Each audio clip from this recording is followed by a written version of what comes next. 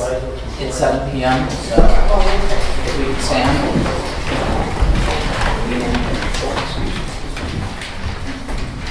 I pledge allegiance to the flag of the United States of America and to the republic for which it stands, one nation, under God, indivisible, with liberty and justice for all.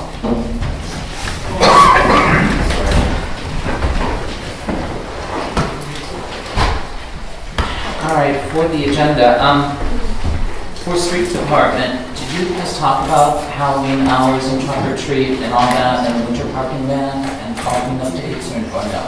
And the only reason I'm asking you, if you already discussed it, we could put, we could do street department along with all those since they're at the head of the agenda. We talked about the parking ban. Yeah, I was going to bring it up. Right, and trick or treat is coming under the street. Okay. Well, we did talk about the barriers and stuff. Right. So items. Shall we start with after number 2 minutes? Put in street department and then cover Halloween hours, trunk or treat, winter parking ban, and fall cleanup dates. Sure. Does that sound good? Mm-hmm. Okay, so except if we move the street department up, we also move the corresponding committee. Correct. Right. So is there then a motion to amend the agenda to have street department and committee follow item 2 on the agenda? I'll make that motion. Okay, so Peggy, is there a second? I'll second that, Dave. Okay, Sharon? All right. Are there any, I guess I should have asked if there's any other changes to the agenda. If there are not, then I guess One thing people can probably talk about it is, Sandy and I met with code enforcement. When we get to ordinance, we can talk about it. Yeah, you can do so I've that, got some good information. I'll have a packet for next month to give you more information. I just didn't have time to do that. Okay. All right. Then I have an amendment to, I have a motion to amend the agenda to have street department and street committee report follow item 2 in the agenda. So there's a motion and a second. There's no further discussion. All in favor? Aye. Any opposed? The next is petitions from the public. Kate? Yeah, I'm going to try to make things quick tonight. A lot of things I'd like to cover on the fall cleanup. We did a really good job compared to the past in the spring, but if we had a more coordinated effort, we'd be able to do a lot better job. Just let people know. A little ad in the newspaper's not going to do it. We got to get out there and do it. And there was a month or 2 ago, we had 51.5 hours worth of sanitation for repairing trash cans and emptying garbages. And that just doesn't make sense to me because we only have 11 garbage cans and they're made of steel. And the only trash cans I've seen on the side haven't been repaired, they're just piled up next to the shop. I was looking at the street report, street department hours, 225 3/4 hours, only 10 hours actually doing something outside the garage and maintenance. You could say the miscellaneous, so let's take it to 24. 24 out of 225 hours. That's ridiculous. Something's got to change in the street department. They only spend $274.83 for parts at Harbors. I spent $400 this weekend for parts on my car, and work was done like that. This maintenance, our trucks should be shining like brand new for all the time we spent on maintenance this year. And I've got more numbers to back that up. I'd like to hear a better explanation of why Steve Keller got $24,740.43 last year. And I'd like to understand why Up and Running is still doing work for FOIA requests when the work, as far as I know, FOIA requests, because usually I'm the only one that doesn't, I know of one other one that works right now, but those are done, and they were done by Joe. That's what we pay him to do. I don't know why we're bringing in somebody just to press delete or press print or press save on the computer. $270 plus all the other money we put Up and Running is ridiculous also. Also, on your bills, you see that there's $30 for me in there. I never asked for it. I don't know who put it in there. take it out. I don't want the money, the village can keep it. You need every dime you can get it. And then, why is Jackie Alto conducting individual audits of every fund? This has never been done, you know, in the past the way it is, to the tune of $5,000. $5,000 is a lot of money to spend on auditing. I thought our audits were already done, and this is more money than we usually spend. What's going on there? And then something that's real important to me, the last regular meeting, I brought in a note from my lawyer basically saying the same things that I've been telling you guys for a while now. And you took action on it because it had Mad Lives' signature on it. What happened is, without giving public notice to anybody, you rewrote 2 sections of the zoning ordinance and then restated the planning commission ordinance. Didn't do that with any public notice whatsoever. All right, now the idea is to conform with the act, and I'm all for that. But before you start reducing the number of the commissioners from 9 to 5, you should consult with the public. There's a reason why there was 9. You know, there's a reason why there could be 7. You know, we have a lot of special interests in the village. The National Historic Park, the DDA, the Historic District Commission, and then residents themselves.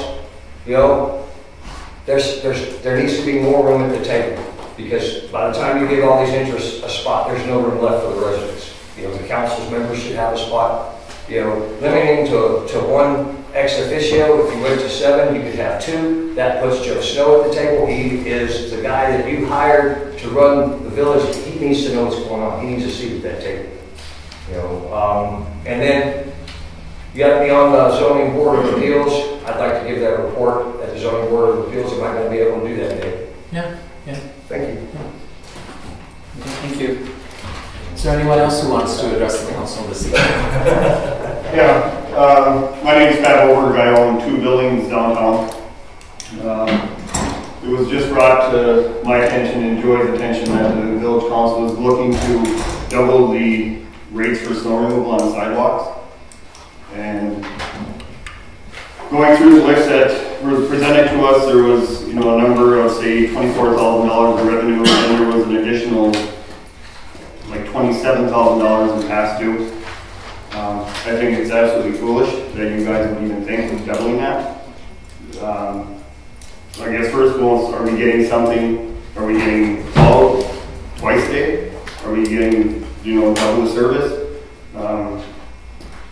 It's a mandatory thing that I have to pay it, but if it's going to be doubled, I ask that it's not a mandatory thing, and I'll clean my sidewalks myself. And along with that, what are you guys trying to gain by doubling it? So you're going to penalize the people that are paying for the ones that aren't?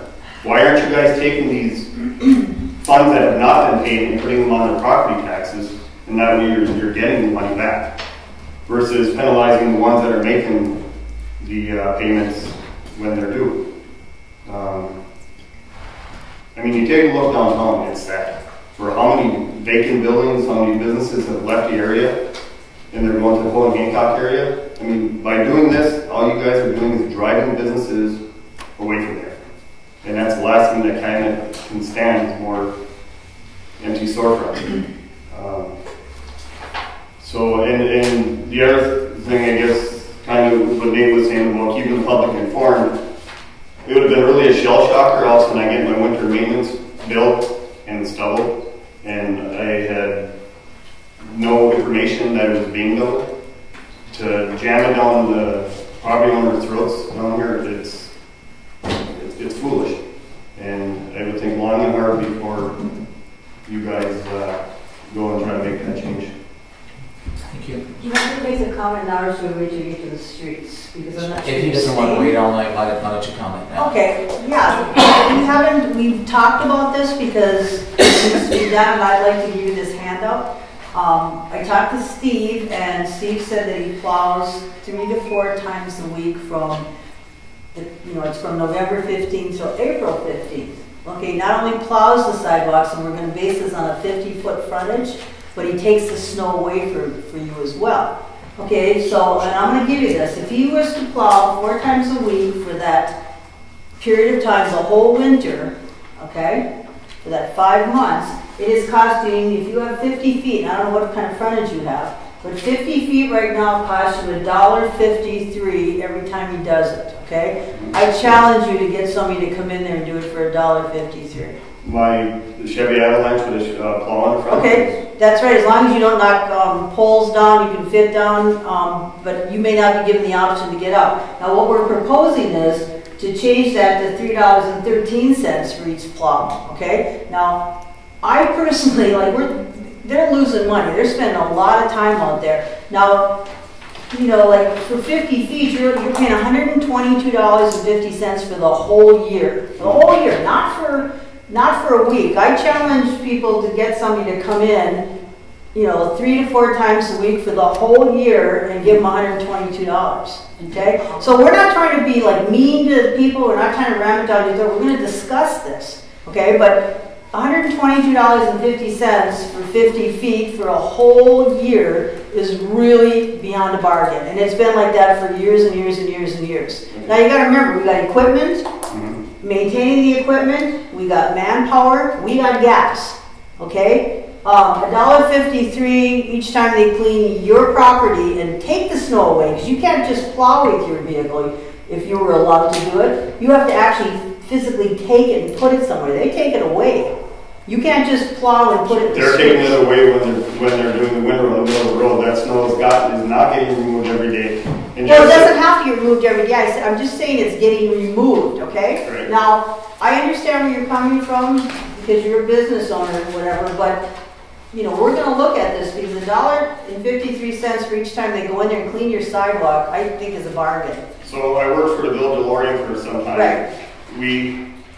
We get plowed, what, once a day, right? 1 in the morning. So as I worked for Lorient, we would start our shift, we would go, we'd plow the sidewalks up. We would also pick it up. And then before we went home for the day, we ran those trucks one more time up the sidewalk to make sure they're clean. And we're paying this very equivalent here as we are in Lorient. You're getting double the service over in Lorient. What do they pay in Lorient for running foot? What did they say? Okay, well, we got to know that. I mean, we're not going to, you know, we got to know this stuff because even if... Well, and that's a good example. Did anybody check with Lorient and see what they charge? Okay, but I guess the point is, and I don't want to be crude here, but $1.53 to plow and take away your snow is a bargain. Okay, I'm sorry, it's a big bargain. It's been going on for years and years and years and years. And they can't... How much is that foot for the year?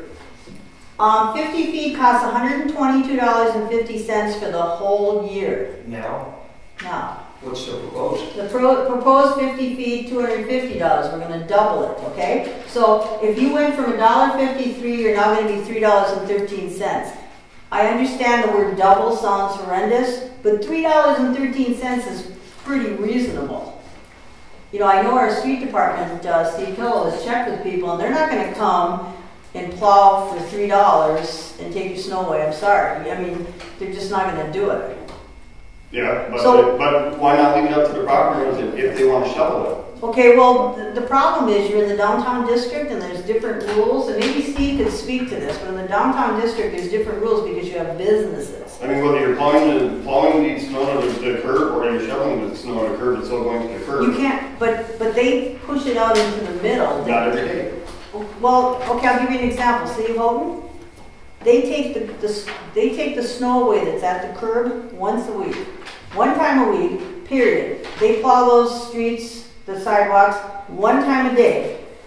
The only time they take the snow berm away from the street, you know, by the businesses, and they have a lot of businesses there, is if they have, I don't know if the rule is 12 inches or a lot of snow, then they'll do it a second time. They do not take it away every single day, Right. like they do here. Okay, they don't do it. I mean, Lorem sounds like they do, you know, a favor, or do a good job, but, you know, the bottom line to this is gas is more than it was 20 years old. We got equipment that's really old. I mean, if you've been to that garage, right? Yep. That equipment is very, very old, and Steve is constantly putting, like now we just had to put a clutch in something. It was, what was it, $4,000?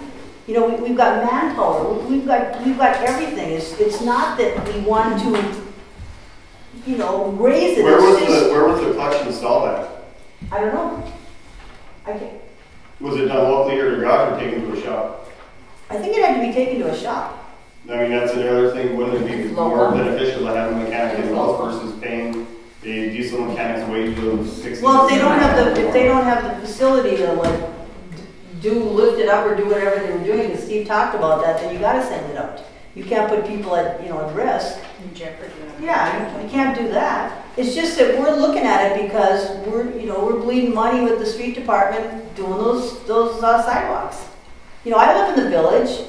I don't have a sidewalk, but I'll pay $122.50 if they come and clean and take the snow away from my place. I'd be more than happy to do that, but I can't do it because I don't live in the downtown district. Take the whole thing off the street. Yeah, I mean, seriously, it's just that it's not making economic sense, okay? It's just not. Well, I disagree with it. And okay, well, you have a right to do that, but that's why we're looking at it, because of the cost factor. That's why we're looking at it. We're not looking at it because we want to make money, because we're not making money on this. We're doing it because, and I'm going to give you a copy of this if you'd like one. Would you like one? Yeah, okay. I'm going to go in the office and give you a copy. You need mine. Right, and then, okay, Jake? I'm Jake Kressel. I've got property also that gets the snow contract. And when I was on the council, we brought up raising the rate several times, and it seemed I was the only one who really favored raising it a reasonable amount. Other business owners had similar attitudes. And I understand nobody likes to pay more money. But I did call somebody to come and give me a bid on mine, and he told me that what I was paying for the winter, he would be charging me per month. So yes, it was a bargain. That also bolstered my opinion that we should be raising the prices.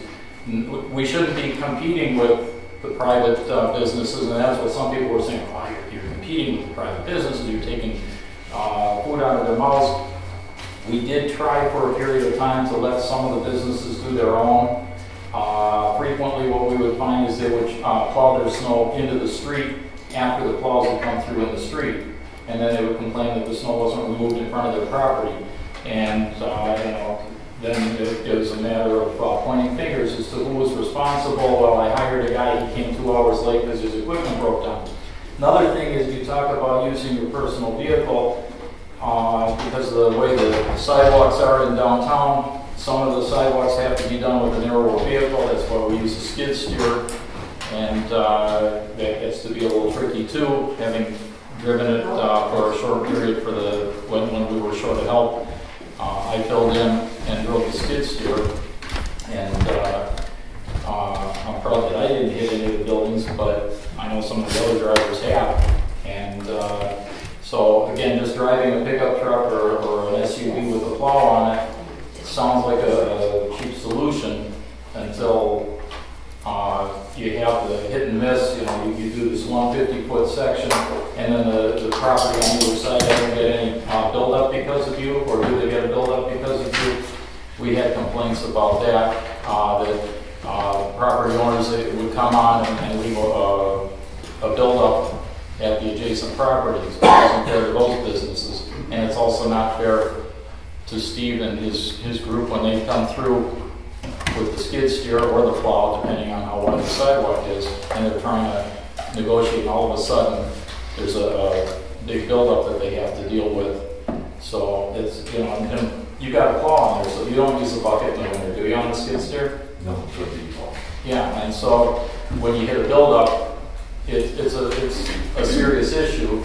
It tries to move the skid steer one way or the other, which could cause the vehicle to hit a building and cause damage. So at the time that I was on the council, it was kind of finalized that everybody gets it the same way, and I don't think you charge depending on the width of the sidewalk, so the places that are wider or narrower don't have a different rate. It's the linear footage, and then it's up to Steve and his guys to use whichever is the proper piece of equipment to do the job. But I agree with you folks that it's past time to get the prices closer to at least what it's costing the village. Thank you.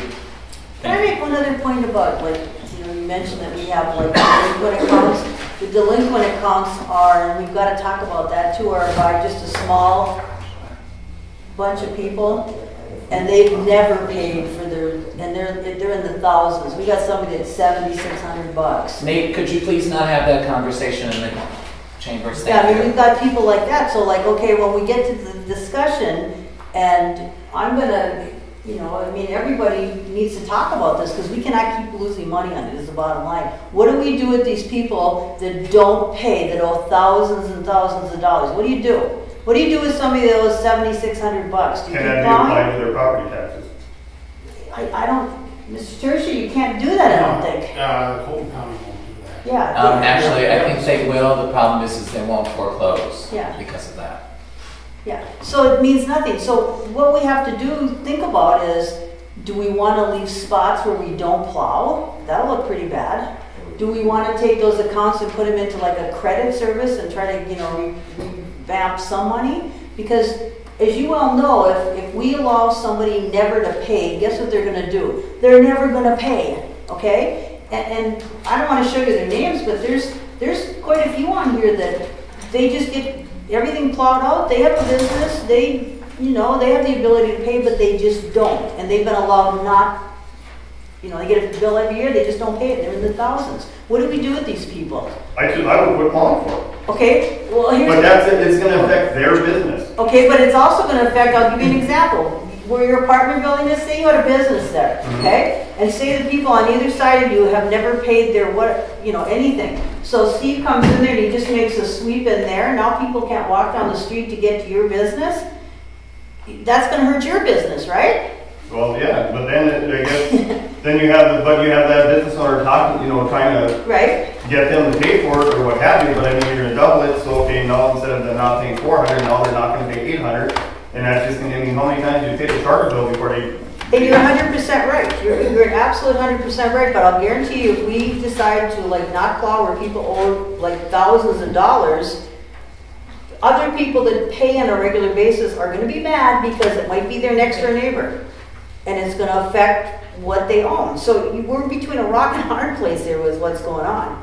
But we got to address something. And, this discussion can go on I and on understand.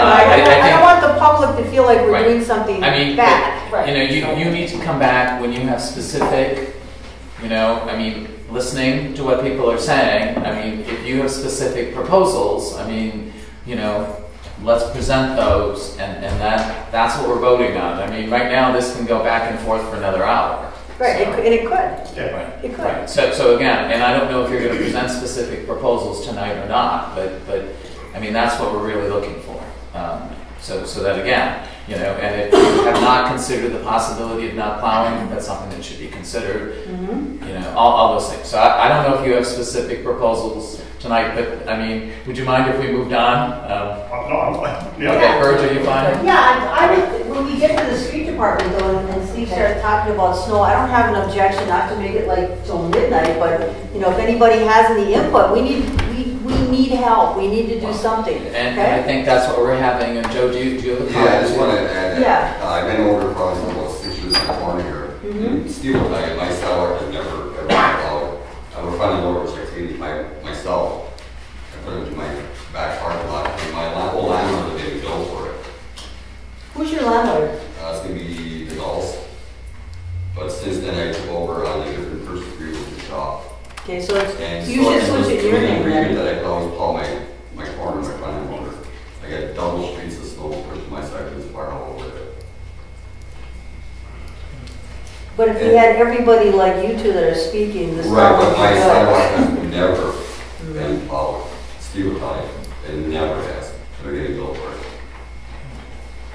Right, another thing to take into Yeah. consideration. So, all right, anyone else want to address the council tonight? Okay, if not, okay, thank you. Then we'll move on to minutes. I'd like to make a motion to table the minutes because there's, from August 15, the corrections weren't made. And then on September 19, there's several. And You guys see what they are, Craig, so we.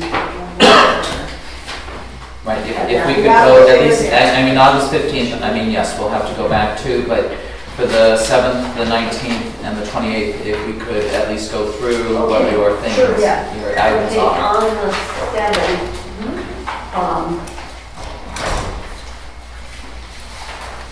I only have a question on number 3.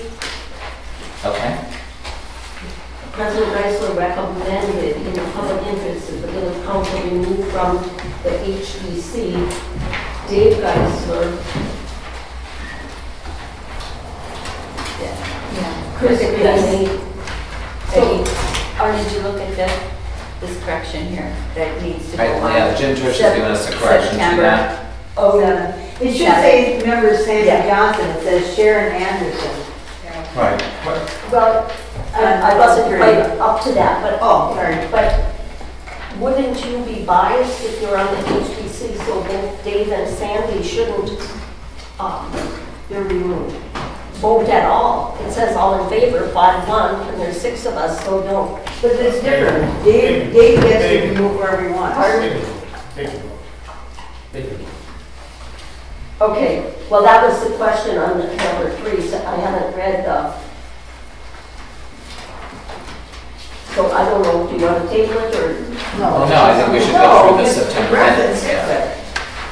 Otherwise, we're back Can to we fix it? Okay, make a motion. Okay, we want to fix it to what? From Sharon Anderson to Sandy Johnson, that's the name? Well, actually, under number 3, I believe that's where Jim's That's asked that his paragraph be Yeah. inserted. So we would if we delete, just insert what Jim gave us to make it the Yeah. correction into number 3, Yeah. then I'll make a motion to accept these minutes with the corrections that Jim Tricia gave us to put it into number 3. all right, is there a second? I'll second that. Sharon? All right. Wait a minute, it already says that. Are you restating what's already in the ordinance, that the president can remove anybody if he thinks it's in the best interest to do so? Well, I read that in the ordinance already. So why is it here? so that somebody in the future can understand why this happened and what the basis for it was. That the basis was section 64.3 of the general village law. And understand how it came to be that the council took the action that it did on that, what motivated it. Okay, I'd also like to make another motion on this because we don't have an issue. Well, let's do one at a time. I mean, Oh, okay. Well, I was going to add it, but okay. Well, wait, we're just approving minutes. Right. Right. That's true. All right. So we have a motion to approve the minutes of September 7th amended to include the attached paragraph or the paragraph you have in your hands. It's been seconded. Is there further discussion?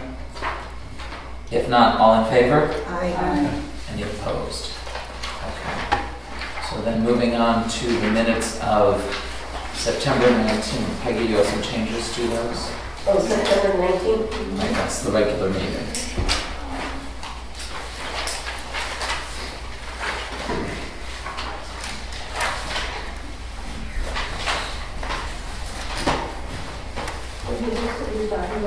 Right here. On our September 19, it cites August 15 revisions, amendments, and they weren't done on August 15. That's why that one's tabled. And let's see.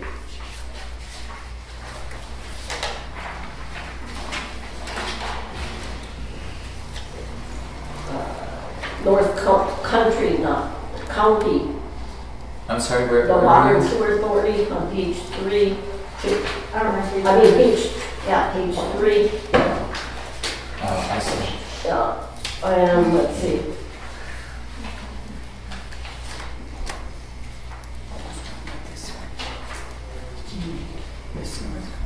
And then, let's see, the motion was made by trustee Dwyer. To adopt resolution to authorize payment of certain bills in advance of the, it says city council, but we're village. So it it should say village council meetings. And where are you? Where are you at? You're on the next page. I'm on page 3. Oh, You're just correcting us there. Yeah. That's page 4? Yeah. Okay, page 4. Just change it to village council, and then it says that the village attorney, Jim Tertia, will provide verbiage. Well, how can you have a motion if there's, the verbiage is going to be, and then when I went to the resolution, we said they could pay, let's see, I'll look in September, my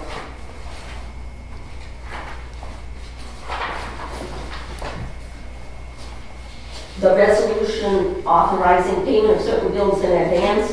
We said that definitely the employee payment of wages, number 1. Number 2 was utility bills, 3 premiums on policies and insurance. Number 4, regularly scheduled payments, such as promissory notes. But we did not, we said take out charges for office supplies. They were taken out. But the one in the book has not taken it out. Okay, It's so intact. It's the way it was. I made the changes that the council wanted in that resolution as you specified. And I delivered them to our village administrator. And I also delivered a copy of the modified resolution to Jackie Alton. And I read in the book today, and they're the way they were when we said remove items 5, 6, and 7. They were removed. I brought the Well, revised resolution. Well, no, I mean, we'll have to I go mean, back all we into have the is the minute minute book, and We the may have minute the book is wrong the way they version. were. We may have the wrong version in the minute book. He may have thrown the wrong one out or something.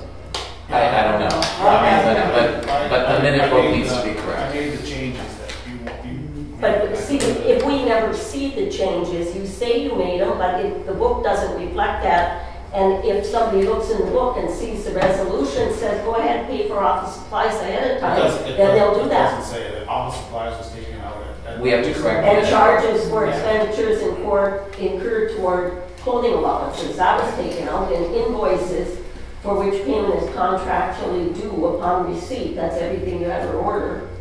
So 5, 6, and 7 were removed. Oh, yeah, we'll fix the minute book. Well, he handed it to our administrator, he's gonna have to check the administrator, what did you do with it? But why should we approve it when we never see the final revised copy? Because he said he did it, and if he said he did it, I put my trust in him. I delivered a copy to Jackie Alton personally, and I Yeah. So I would say it's a done deal. delivered a copy. I think I may have emailed it to. Okay, and then under Joe item, Silver, I'm not sure. So, under item 8, the motion to remove the village from the GoFundMe website for the Italian Hall Memorial. It said the motion failed, but I believe it passed. I made the motion, if I recall correctly, Jim Camp seconded, and we removed ourselves, or it was 746 as I recall. I have to have somebody check the tape, but that's why I said table it, because I have no verification at this point. So that's why I asked that those be tabled until the resolution and the. Yeah, on number 8, I can't answer that one, so yeah, we'll have Yeah, to I table, can do we'll have to table the minutes of the 19th. So. Right, that's why I don't want to waste the public's time just doing clerical. yeah, that's, All right, so that'll be tabled. All right. And September 28th, I don't know if anybody had anything, but I make a motion that we approve the September 28 minutes. Actually, it does need to be amended. On item 4 on the agenda, number 2, the snow globe clutch repair, I did not see a second there. where are you? First page, snow globe clutch repair. September 28th. Yeah. I think I seconded that, if I'm not mistaken, I'm pretty sure it did. No, I don't know. I'm not sure now. I'm pretty sure it did. Steve, you have recollection of that? You don't have extra, you don't keep a copy of those extra. no, Julie would have my sheets. So again, we may have to table this. Aren't they on our page too? But she has Right. a tape recorder. Oh, okay. So, Yeah, it'll be on the tape. No. so again, yeah, so Because until that's- we resolve that, I guess we table these as well. Okay. And let's see. That was it, so August 15, and then September 7, September 19, and September 28. Yeah, the only one we approved was the 9/7. So 19 and 9/28 were tabled. And August 15. Right, and August 15th. Okay, so we have 3 to approve next month, plus the new one upcoming. Right, and then there was the special meeting of last Monday, so that's also going to be there. There was no minutes from the October 9 meeting in our packet, and I don't know why. We have 8 days. What was that about, the theater? Theater lease. Yeah, but that was a closed session, so you No, would that have. was it. open. Was it No, open? that's when That was we, open. Oh, that was. It's not Okay. open. Yeah, one, Right, yeah. right. So, So we have missing minutes. Well, I don't know if we took minutes then. Well, somebody had to. no, I mean, I filled out the sheets, so. And you always give me the sheets that Right, you do yeah, so it, Julie so should have the sheets. Yeah, So no minutes. they've gotta be somewhere. yeah, I have not seen them.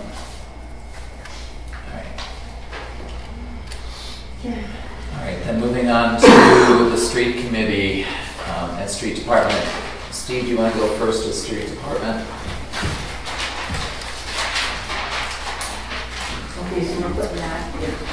You're doing the whole street with ball cleanup, you said? Street department, Yeah. street committee, Halloween hours, trunk or treat, winter park and van hours, and the fall cleanup dates. I'm not sure what the hours for cleanup are, or I mean, for Halloween. I thought we were in conjunction with the other communities. Yeah, that's correct. I do know the hours, because we looked up on the computer. Right, yeah, you don't have to address Okay. that. I mean, yeah, they're looking for other things that you might have to report. It's 6 to 9. 6 to 9. Thank you. I thought it was, My paper. No, it's no, not. it's 5 to 8, but- it's 5 to 8. Yeah. It's 5 to 8, and then the So dog. anyways, Yeah. we'll get back to that. Steve, yeah. We decided that we're gonna have 3 or 4 days of fall cleanup, but we're gonna carry them on Friday, Mondays, and Friday and Monday. So it'll give people about a 2-week span. And I've got a copy of the original draft that we put in the paper last year. You may have it in your folder. Yeah, I think there. all we need to do is change the dates. The one thing you said you didn't especially like, it says, place bag leaves at curb or rake in the gutter. You said you'd like the gutter thing to go. Yeah, but it's, Do you want that to stay? yeah, no matter what we do, it's not a perfect system. Okay. And if I pull it out of the gutter, I got less chance of damaging the property on the boulevard. So, And it's 2 Mondays and a Friday, not 2 Mondays and 2 Fridays, according to this. this is I no, thought we decided on 3. No, but mine's Yeah. corrected. Monday the 23rd, Friday the 27th, and then Monday the 30th. So we have 3 days. This is from Korean Right. office. we need, So, Or you need another day. from my business. because our committee said Friday the 27th, October the 30th, and November 4th. Okay, because it's different on the Yeah. document. So you want to change that to November 4th? Yeah. November 4th or November So 6th? 10/27, the 30th, and then November the 4th. Okay, so get rid of the 25th. Well, 27. 23rd we can get rid of, because that's gonna. Right, so it's the 27th, 30th, and November 4th. She's going to need to know because she's the one that Right. gave us this. Yeah. Yes, Yeah. I will make Is sure. that she Friday, knows. is it the 4th or the 3rd? I wrote down the 3rd. 27th is a Friday. No. And I think, 30th is a Monday, and the next one is a I Friday. think it's the Yeah, 3rd. It's the 3rd. 27th, November and 3rd. the 30th. He just said Yeah, it's November. a Monday, That's it, yeah. and then November, I think it's a 3rd, I just checked on my Oh, you want calendar. the 3rd, not the Yeah. 4th? So then Fourth. Monday, Friday, and the 6th, Let's see. Yeah, we'll verify the dates. Friday, Yeah, it's Monday, the Friday. 3rd, it's the and the 3rd. 6th. You said a Friday and a Monday. No, that, just just, this third is the last day. Okay, so 3 days, not And, or not, you know, if there's stuff still bagged, you know, if we still have time without snow, we'll still pick up a little bit. And people can contact my office. And the parking ban, All right, well, let's do, okay, so is there a motion then to have fall cleanup dates of October 27th, the 30th, and November 3rd? Yeah. Okay, is there a motion to that effect? I'll make a motion that our fall cleanup be set on those dates. Okay, Sharon, is there a second? I'll second. Birch? Okay, if there's no discussion, all in favor? Aye. Any opposed? Okay, Steve? and then the parking ban, yeah, I believe that takes the 1st of November. We need to put an ad in the paper on that too. All right, then is there a motion to reinstate the winter parking ban on November 1st? I'll make that motion. Okay, Sandy, is there a second? I'll second. Birch, okay, any further discussion? If not, all in favor? Aye. Any opposed? Okay, The other thing, what I forgot to mention is, besides the newspaper, I think Leah is going to be putting this on her website for the fall cleanup too. So it's not just going to be in the paper. Right, I waited till tonight to contact her Okay, because good. I wanted to make sure, and the Sure. good thing I did, because this is different than what you're saying. Yeah. So I'll make sure she gets it, I'll email it. Okay, good. Spruce and 3rd Street dump is just about completed. The storm sewer is in. Now we're doing our final prepping, leveling it and drain, and getting a slope towards the drain. So it's dried up a lot. I think that's going to help us a lot this winter. Other than that, like I say, we're into the rush of trying to get the winter stuff done. So it's I'm about 85% done with the winter equipment. Good. I'm hoping we have some nicer weather yet, so we can do some finalizing on the repairs. all right, and then, I'm sorry, do you have a I question? have a question, yeah. You know, I think that we should probably, in that thing in the paper where it says the no parking hours of this, we should probably put in that same ad to save money, that there's going to be a special meeting on sidewalk plowing increases, we want public input. Let's have a special meeting on that, you know, where we get public input and then we can make a decision, so we're not just, you know, so we're being respectful of everybody, but we gotta do that pretty quick. Right. Like, so, if our president could set up a special meeting date for the public, and say that, we're gonna have a public meeting on whatever date, so you're gonna have to figure out what date that is to put it in the paper. Yeah, all right, and I think it should be a separate ad. You think it should be a separate ad? I think it needs to be. Yeah, but we should really have public Get that discussion. ad together and put it in soon, then the plowing ban or the parking ban is a prisoner of that, and it doesn't get it.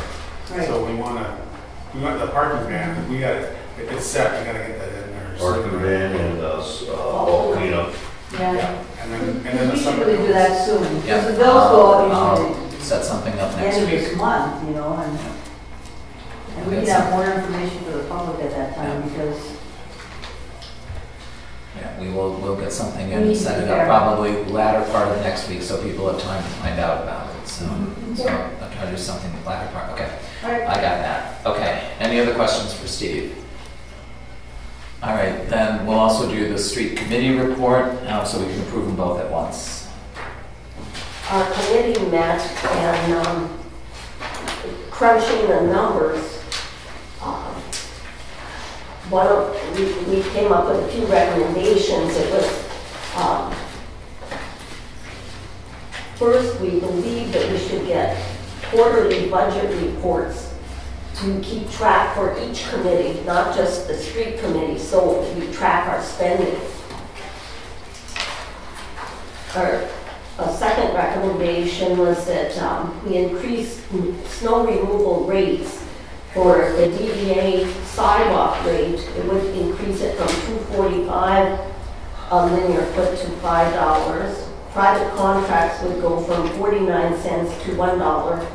And snow removal or alley cleanup rates would go from 69 cents to $1.40. But since we did have interest from the public and that I think it's a great idea to get input from the people that are going to be impacted and let them come to a meeting and hear what their needs are. I do too. And that, but when a municipality provides a service, be it garbage or plowing, we cannot make money. We just need to provide the service and be able to break even. And because we're losing money, that's the only reason why we want to change our rates at all. Absolutely. And at this new rate, we may be losing money as well. Yeah, and then but we're losing less money.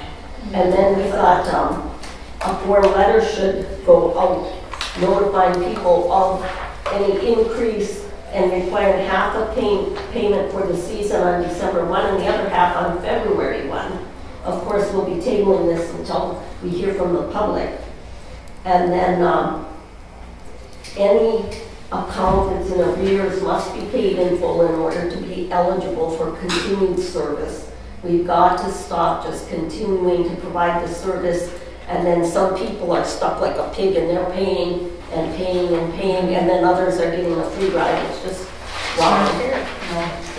Anyone opting out of the service at the new rate needs to contact the village if they wish to cancel. That's another issue. That's another issue that Yeah. needs to be discussed. All of these, I think, Because I don't, With the well, we liability, can discuss it down. liability. I think there will be difficulties Yeah, if we let that happen. yeah, I do too. You live in the downtown district. I live so, in there. Yeah, I think there'd be big difficulties for that. But And that's what we can discuss. right, the street signage has been, an order's been placed for the residential area, and then the downtown district, if they want more expensive historic signs, they can order what they'd like to. Steve Kelmar, street superintendent. At the Park Pavilion, Steve will secure the electrical panel and winterize the building. And Steve, you said that catch basin and that, everything's working real good down there? Yeah, we just gotta finish the grade, final grade on the land property. It's working really good. Are they doing extensions of storm drain from there, like across the no-name street across from where I live? I think that's water. Yeah, is that water? I Okay. think so. That's the impression I got. That's all township or county, but apparently it's water. It's 7 in the morning till 9 at night, every day. It's amazing that they're working that long. And This time of year, you gotta go in the sunlight. That's right. You're losing it fast. Absolutely. And then we needed to follow up on the lot next to Buckles. Yeah, I did do that. Just give a quick talk about that. I just talked to him a few days ago and I asked him, did anybody, because in the last meeting we approved by motion that we were gonna just like quick claim deed that lot to him and then the wall was gonna be his, okay? When I talked to him just a few days ago, he had nobody from the village had contacted him, okay?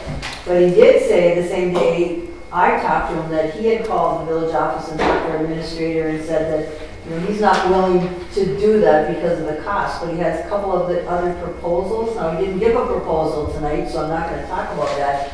But, one of the proposals that he was looking at is, we already approved $2,600 and that would have fixed the top 2 feet because it's like whose wall? The problem with that is that's like putting a Band-Aid on a big gaping, wound.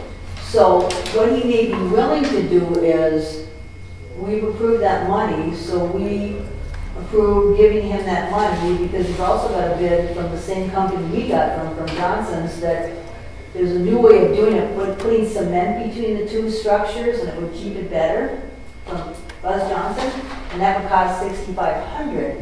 He might be willing to do that because we would give him the 26, then he's on the hook for $4,000, but we have to quitclaim deed that 1 foot where the wall is, because we don't want that wall anymore, right?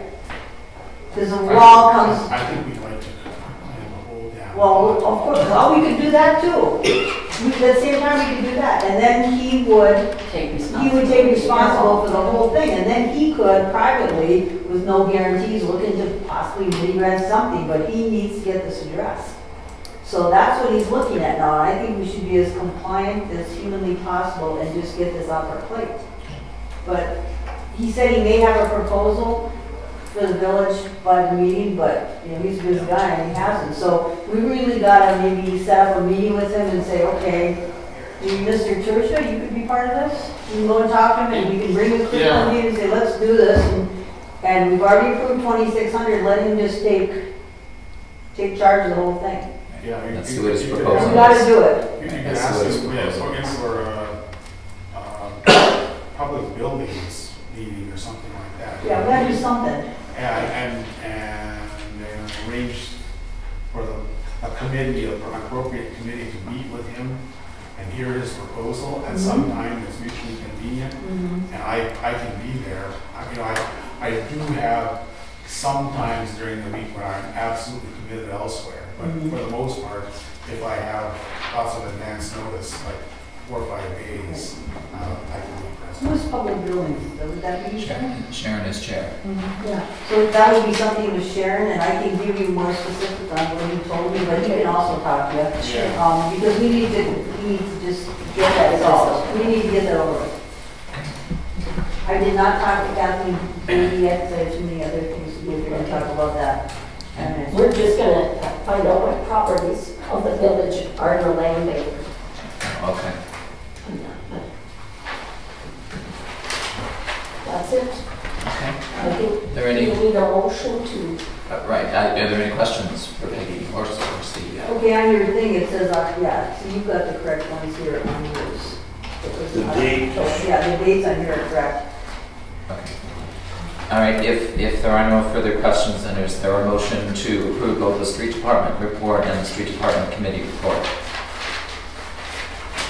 I'll make that motion. Sandy? All right, is there a second? I'll support. Jim? Thank you. All right, all in favor? Any we need a opposed? motion to approve. Okay. Budget. And then Something you the other thing is we need a motion then to approve Halloween trick-or-treat hours for 5 to 8 p.m. I make a motion to approve of the Halloween hours from 5 to 8 p.m. Okay, is there a second? I'll second. I'm sorry, who's second? I will. Oh, Virgin, okay. All in favor? Aye. Any opposed? Okay, and then on trunk or treat, I believe the proposal is to close the 100 block of 5th Street between the hours of 3 and 9 p.m. And the hours that kids would go trunk or treating would be 5 to 7. It's 2 hours, yeah. So if that's acceptable, I would need a motion to authorize the closing of 5th Street in the 100 block from the hours of 3 to 9 on Tuesday, October 31st.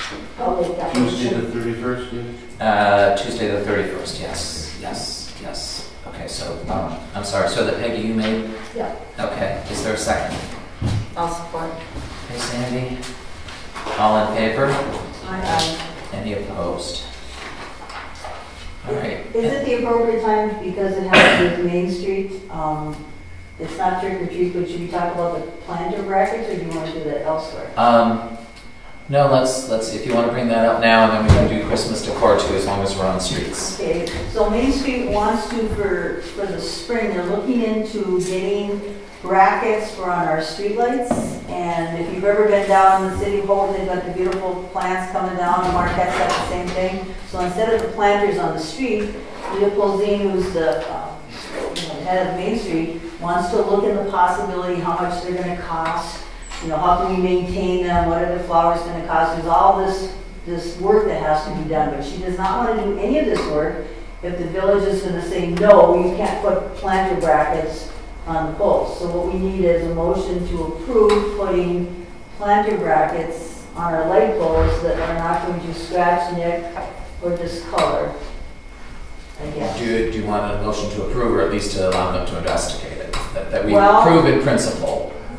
All she wants is us to say it's okay for her to go. This may not happen, it might not be cost effective, but she needs something from the village, otherwise she's wasting her time down the line. Right, but she would still come back to us and ask for final approval with whatever she comes up I with. guess. Okay. But if we said if we made a motion now to allow this, hopefully she doesn't do all this work and then we end up saying no. I met with her in the initial meeting, and, you know, they're looking at something, but the problem is, if they don't start it fast, because the people they buy the flowers from, they grow them all winter. And if they don't investigate something and get something in the plan now, it'll be the following. Right.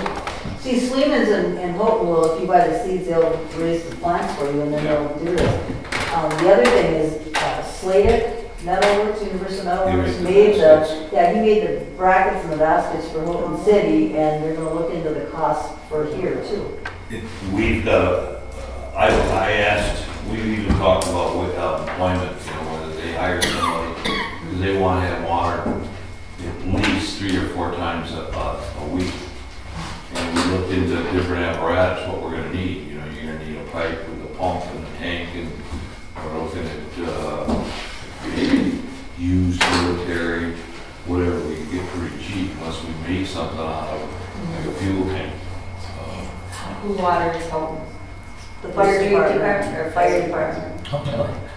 They come with I think one of They the must use the tank. See, Marquette has a little machine, it's like our skid steer, but it's a holder, and they go around and they have a 200-gallon tank on it with a guy with a big spout, and he just goes around with this machine.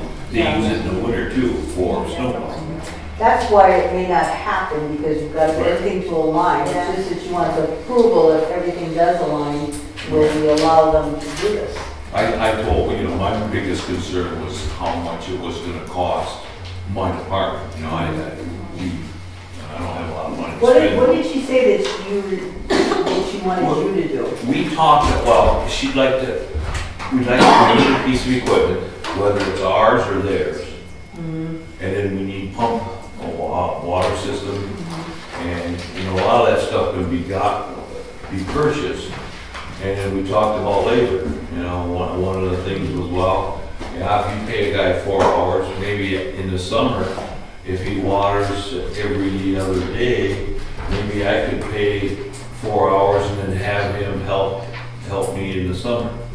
You know, so we'd be getting a couple extra hours a day for streets and roads. So there's some possibilities when we looked into that. We didn't crunch any numbers yet, but that's a possibility. They would pay basically for the water, but it's getting the equipment set up. So it may not happen, it's just. Okay, so then Virtue made a motion to approve at least in principle the installation of brackets and planters on the light posts of 5th and 6th Street. Okay, is there a second? I'll support that Okay, motion. Sharon? And just to clarify, it will only be on the corners, it will be on the corner. It's Corners not gonna be on every pole. We'll start out just Yes, on the corners, intersections. that's, intersection. Got it. Okay, so we've got a motion to approve in principle the putting brackets and planters on the light posts on 5th and 6th Street. You have a second. If there's no further discussion, all in favor? Aye. Any opposed? Okay. And then you also have the Christmas proposal in front of you from Amy Adams.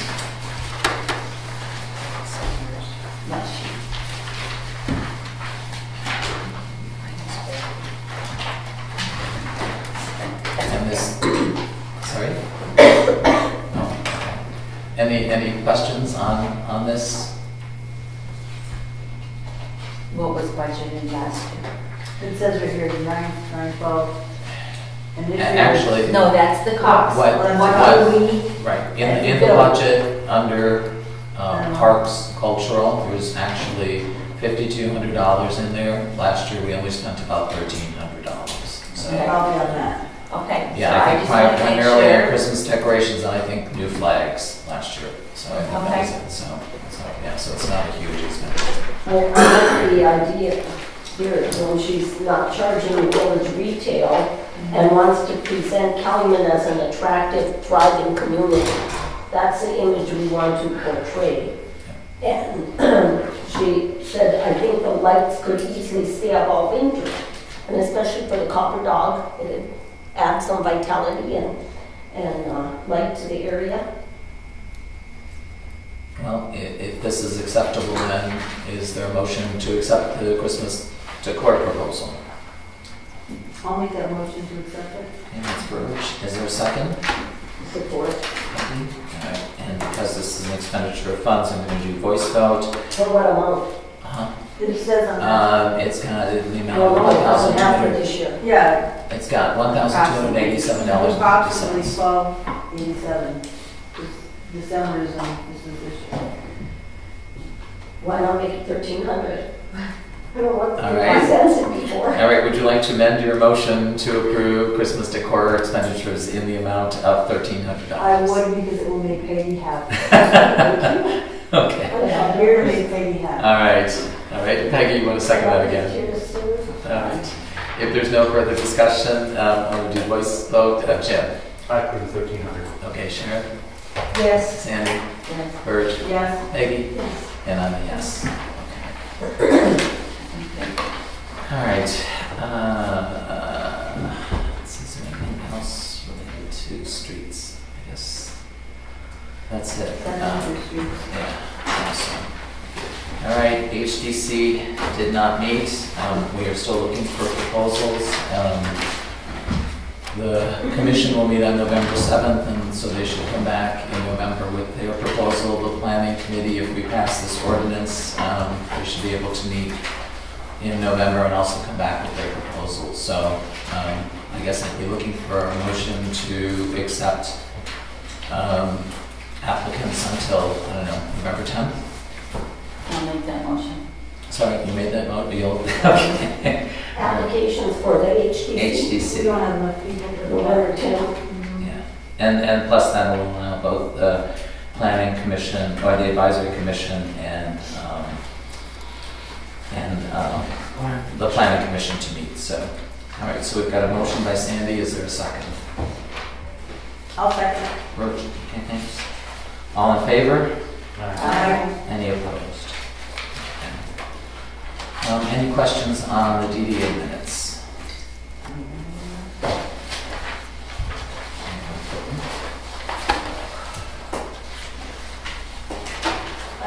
I keep going back to There is a mistake in the DDA Oh, minutes. really? Where's that? Yeah, on the second page, page 2, it says bills, Yep. $10,877. Yep. No, that wasn't a bill, that was a deposit of the 2017 taxes, so that was not a bill. Oh, okay. So that's the only thing. I Okay, that can needs see to be there. corrected. Okay. All right. All right.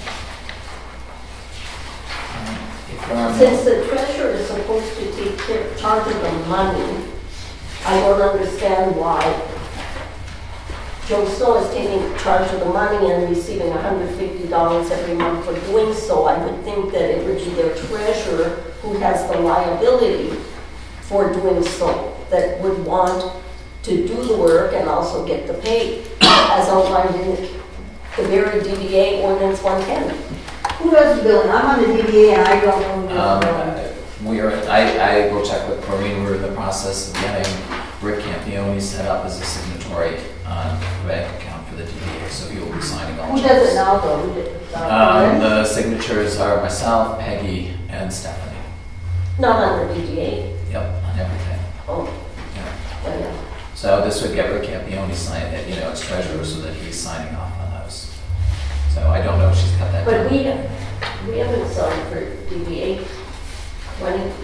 Yeah, that's what I'm I confused. mean, we do sign their checks, their payments, so. So Corinne makes out the checks and you guys sign them. Right. Okay, I But have again, that. Rick Campione will be doing that in the future, and then, of course, we'll have a second signatory.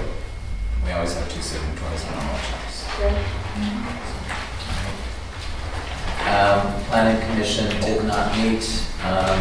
when we get down into ordinances, we need to pass a restated ordinance number 94, and so we can address that as well as appointments to the planning commission at that time. Next is zoning board of appeals, Nate. Wait a minute. Oh, I'm sorry. You're right. Okay, we're on number. We're not doing anything with the planning commission? We'll address it with the ordinance committee. Oh, done. Right, under C, 10C. Oh, okay. Yeah, 10C? yeah, that's where that ordinance 94 will be addressed. Yeah. But the planning commission, are you taking applications for that too?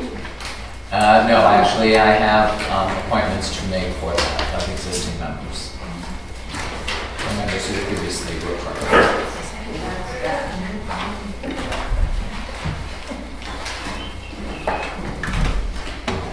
I was reading it, and I don't know if you can do that and collect a publication and that. That you're There's appointing. no problem.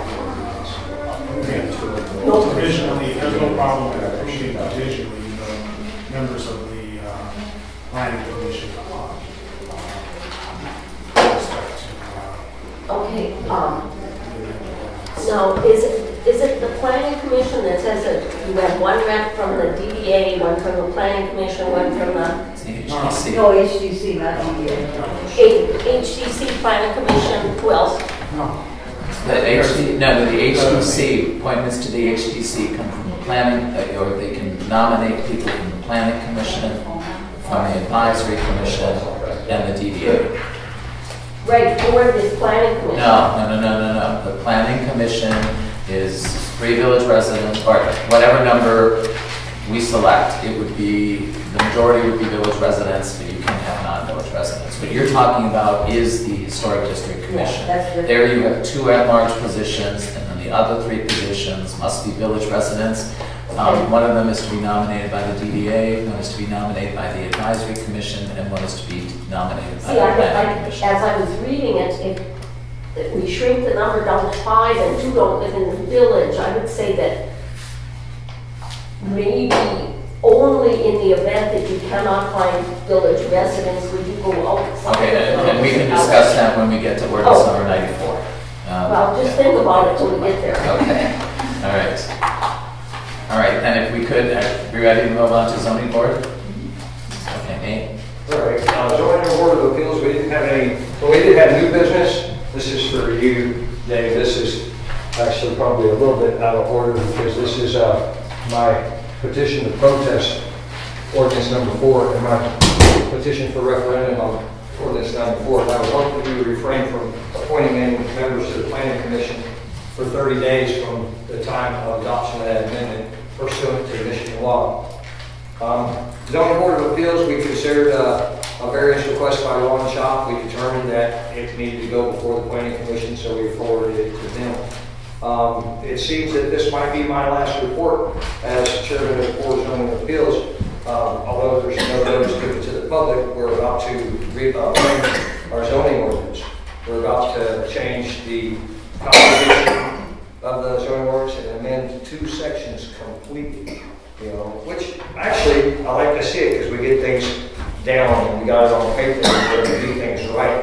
You know, problem is there's some things wrong with the ordinance, and when I went to the ordinance committee, it was pretty much just a yes game. There were no questions, or there wasn't any really looking at the ordinance. And I find that to be true in a lot of things going on in the village. You know, you guys really should sit down with the ordinances that are put before you, and then put them right next to the Planning Enabling Act and the Zoning Enabling Act, and you will find that there are some things that we could add to that, such as zoning subdivision 1, number 3. It should state that council members shouldn't participate in the discussion as well as vote on the planning commission. And a lot of you guys in the audience aren't going to get this because I only got a limited amount of time before Dave shuts me up. And reducing the planning commission from 9 to 5 requires amending the ordinance. And it's unwise to reduce this number. You know, when you reduce that number... Again, you should be talking about the zoning board of appeals. You're just now talking about... The zoning board should have input on the planning commission. And that's fine. Hand in hand. You know, we work hand in hand. And that's fine, but this is your time to give a report on the zoning board of appeals, not the planning commission. Okay. Subdivision 2, Section 4, testimony should be inserted between all and findings. Subdivision 2, Section 3, it should state that the zoning board is required to meet 2 times a year. Subdivision 2, Section 5E, requires surveys to be conducted at applicant's expense. It's a big problem in the village that surveys aren't, it was in our last request that surveys were conducted. We didn't know where the property lines were. The owner didn't know where the property lines were. How can you as a zoning board make a good decision if you don't know where the property lines are? It should be in the ordinance. Also, subdivision 3, it should state these standards should be entered in the ordinance so members can better understand their responsibilities. What I mean by these standards is the standards put forth in the Planning Enabling Act and the Zoning Enabling Act. It's really clear. If you just leave it blank, then the next council member that comes in that doesn't read this stuff, all they want to do is read the ordinance, and all they want to do is read the back page. They're not going to get it, and they're going to make a bad decision. You know, Section 2(4), the clerk should be responsible for the map. You know, getting a zoning administrator to be responsible for any village records is a bad idea. The zoning map should be with all the other village records. It shouldn't be entrusted to a separate entity. The general village law provides for that, and this is in conflict with the general village law. And then the same section 24, number 5. It only goes to number 4. It should be a number 5. Our zoning map should be displayed right out here. And other than that, we adopted our minutes. We had council members come in disrupting the meeting, even after I talked with them 2 hours the night before, trying to get them to educate themselves and read the Planning and Zoning and Enabling Act, and they failed to do so and still came to the meeting. Wasn't really good. It's not recommended for people to go to these meetings and try to influence their decisions to help out their friends. You know, it's not becoming the council members to do that kind of thing. And that's my zoning report. Okay, thank you. Any questions?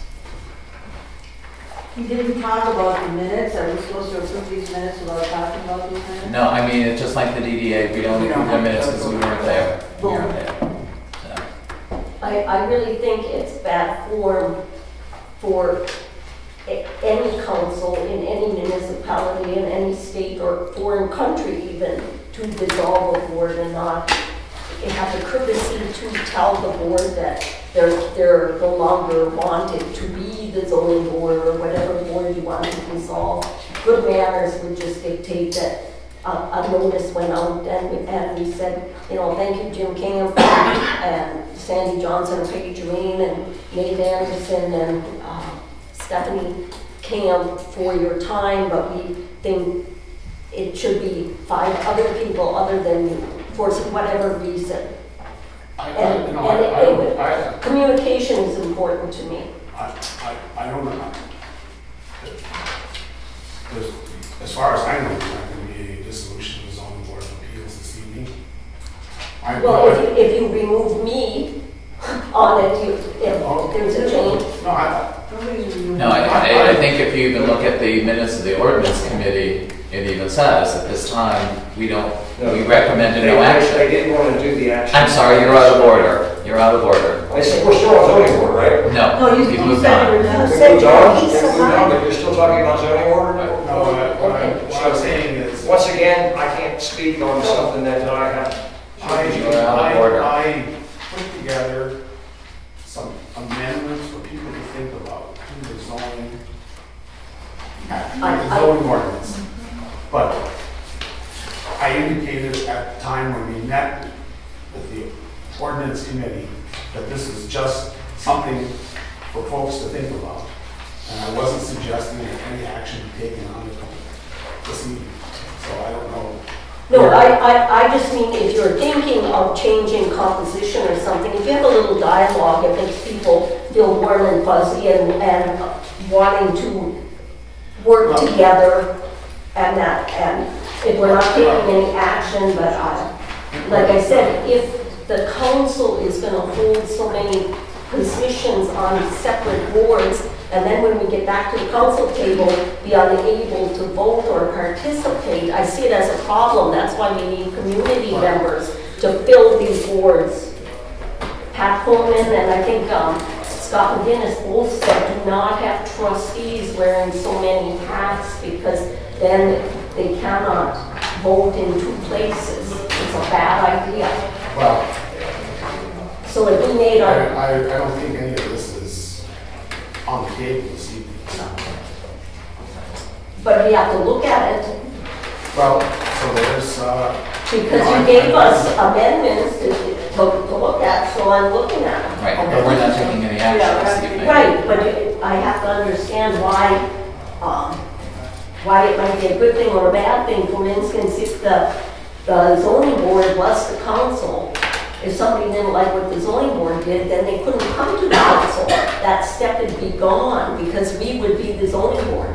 And then it would be going to court. That would be step 2. And instead of a 3-step process, it'd be a 2-step. So we have to look down the road at, do we want to do this? Is it feasible? Would it cost us money if we had to go to court? well, I've indicated to the council months ago, and last week to the ordinance committee, I think it makes a lot of sense for the village council to serve as the zoning board of appeals. Because in that way, we always have a body that would be ready anytime we had an application for a variance or whatever to address itself to the variance. If we have a separate zoning board of appeals. The problem is that if there are very few applications that are filed, the zoning board of appeals is more or less moribund. Nobody remembers who's on it and so on. We had this problem here recently where we had to find people at a council meeting to serve on the zoning board of appeals so that we could take some action on an application. And if the village council served as the zoning board of appeals, that would be necessary. If there are many communities in Michigan where that's the case, smaller communities. But at any rate, none of that is up for consideration by the council this evening. I just put So that was information. I put Thank this you. amendment together. I presented it to the ordinance committee. I said there may be some other amendments that we can take care of at the same time to the zoning ordinance with respect to fees and so on and so forth. And I'd be taking a look at that, and then I'd make a proposal to the ordinance committee for maybe an expanded proposed amendment in the near future. And so that's all there was to it. But I do, just in my opinion, I think the council should truly think about that. I sat on a zoning board many, many years ago, and you meet, I think the last time we met was like 8 years ago. So if the council was that board, we wouldn't be going through the problems that we've been going through. So That's only because the office did not keep track of when terms expired. The clerk doesn't do the clerk's duties, so nobody is responsible But I'm just for saying, tracking things anymore. if And the that's why council was that body, you wouldn't have to worry about when terms were up. Sandy, could you close that door? I think you made out there, so I'm sorry. Thank you. But think about it. But then there would be no recourse for a person to go anywhere except to court, because you would There's no come here recourse from first. zoning board of appeals. I don't think there is now. I think Yeah. No, there's no recourse from zoning board of appeals. You can't come to the council. Once the zoning board of appeals rules, that's it. Right now, yeah. Right. But if you make the council the zoning board of appeals, that's what we were looking at. That's what I'm saying. So, And That's just, I'm one person. I just gave you so my basically, opinion, that's all. that we have a decision on this recent application from the zoning board of appeals. And the council, if it's appealed in circuit court by the applicant, then the council has some input in deciding how to handle that appeal. But if there is no appeal, the decision of the zoning board of appeals stands, so. Why do you need zoning at all? Holden County doesn't have zoning, Lorien doesn't have zoning. and I've it just- I've asked myself that question. It's America. If you own your land, do what you want on your land. Alright, It's well, we're fine. kind of getting off topic now. Yeah. So, What I believe. okay. You know, one of the things I noticed, we did not have a fire department report. And so, well, no, but it's not on the agenda. Well, it's part of But public we safety. can- Oh, you're gonna do it public safety? Yeah, Okay, got it, public okay, safety, then never yeah. mind, okay. Right. All right, so then if we can keep moving on then, okay, street department, we already have report, finance did not meet, okay, ordinance, we had a discussion on amendments to 127, but you do have ordinance number 94, which is a restatement of the prior ordinance, and this is to make the ordinance conform to state law related to the planning commission. So, Jim, do you want to say anything about this? I looked at a number of ordinances for planning commissions that have been adopted by municipalities throughout the state. They're all very similar. The one that I selected as the one that I thought was best was Saline Township, downstate. So I put together this restatement of the planning commission ordinance based on the Saline Township model. Basically, a village can have 5, 7, or 9 members, depending on what this ordinance states on the planning commission. No more than 2 can be non-residents.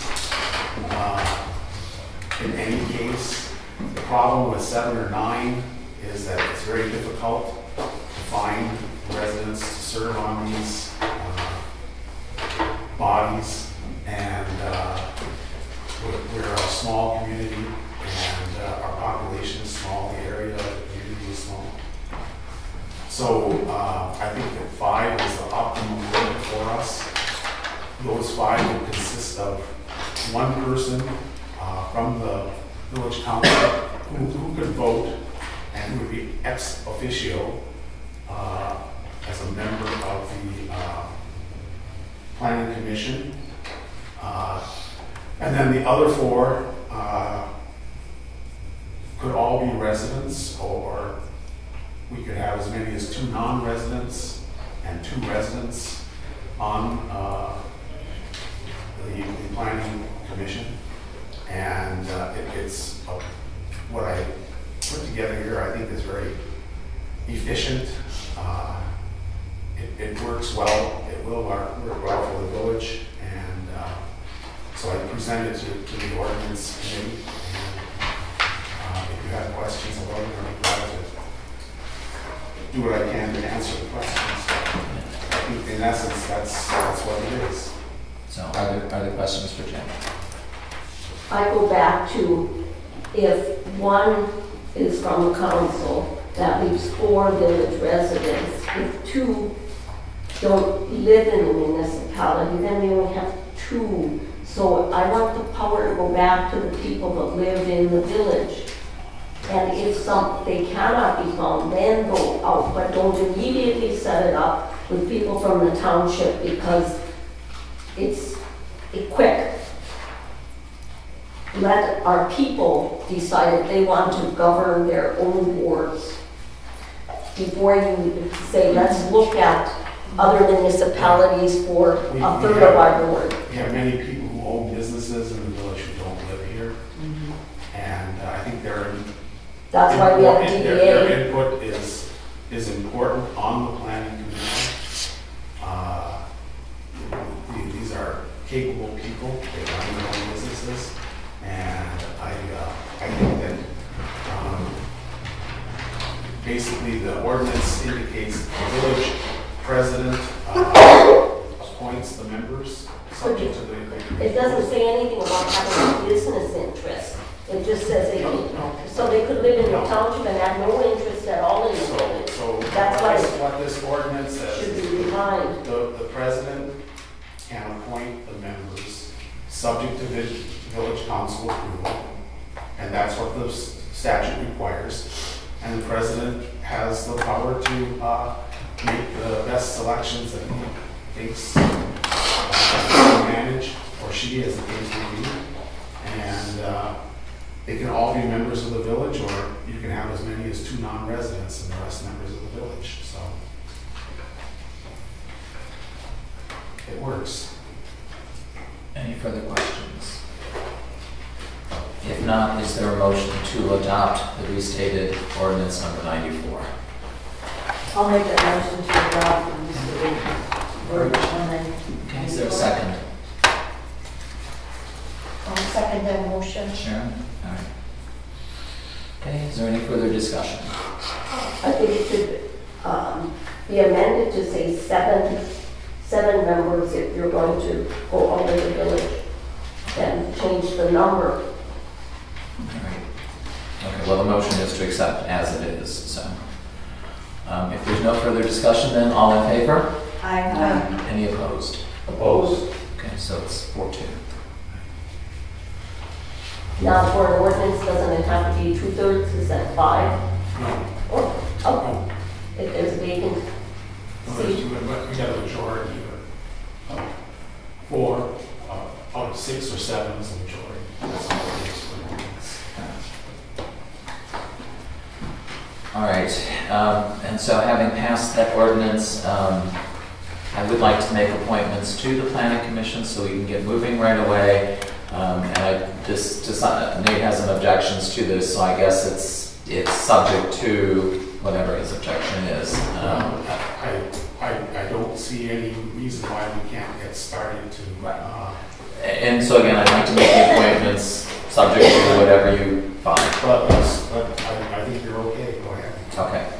Then I would ask that someone move to appoint John Arnold to a 1-year term, Colleen Colby and myself to a 2-year term, and Debbie Aubin and Chris Green to a 3-year term. So is there a motion to that effect? I make that a motion. Sharon? All right. Is there a second? I'll support. Sandy? All right. All in favor? Aye. Any opposed? Opposed? Okay, so 4-2. All right. All right, we've already discussed 127. Is there any further discussion on and again, the committee said we would defer any action on it. It's in there for information purposes only, just something for you guys to consider. So the last thing the ordinance committee discussed was medical marijuana, and I think we are looking to the council for guidance as to what you would like us to do. If you look at my minutes, you can see that there are basically 3 options that we have. We have a draft of a medical marijuana ordinance that is based on the Lansing, Michigan ordinance. So again, filling in the blanks on that, we could adopt that if we wanted. Based on advice from our village attorney, his suggestion was that regardless of what ordinance if we choose to adopt an ordinance, that we beforehand, we have it reviewed by an attorney of our choosing who is knowledgeable in the Michigan Medical Marijuana Act. And finally, there was a suggestion that because Laura, the licensing and regulatory agency, isn't going to have final rules and regulations in place until December 15th, that we defer any action until that time so we know what those final rules and regulations are. I do point out the problem with that is we do a business here in town that could not apply for a license prior to us putting an ordinance in place. Now, obviously, you could put an ordinance in place after December 15th, but again, it jeopardizes their business. So again, I guess, I'm looking to you guys. We don't know what to do. And again, somebody's business is at stake here. So, thoughts? Do you mind if I recognize someone from the... Okay, please.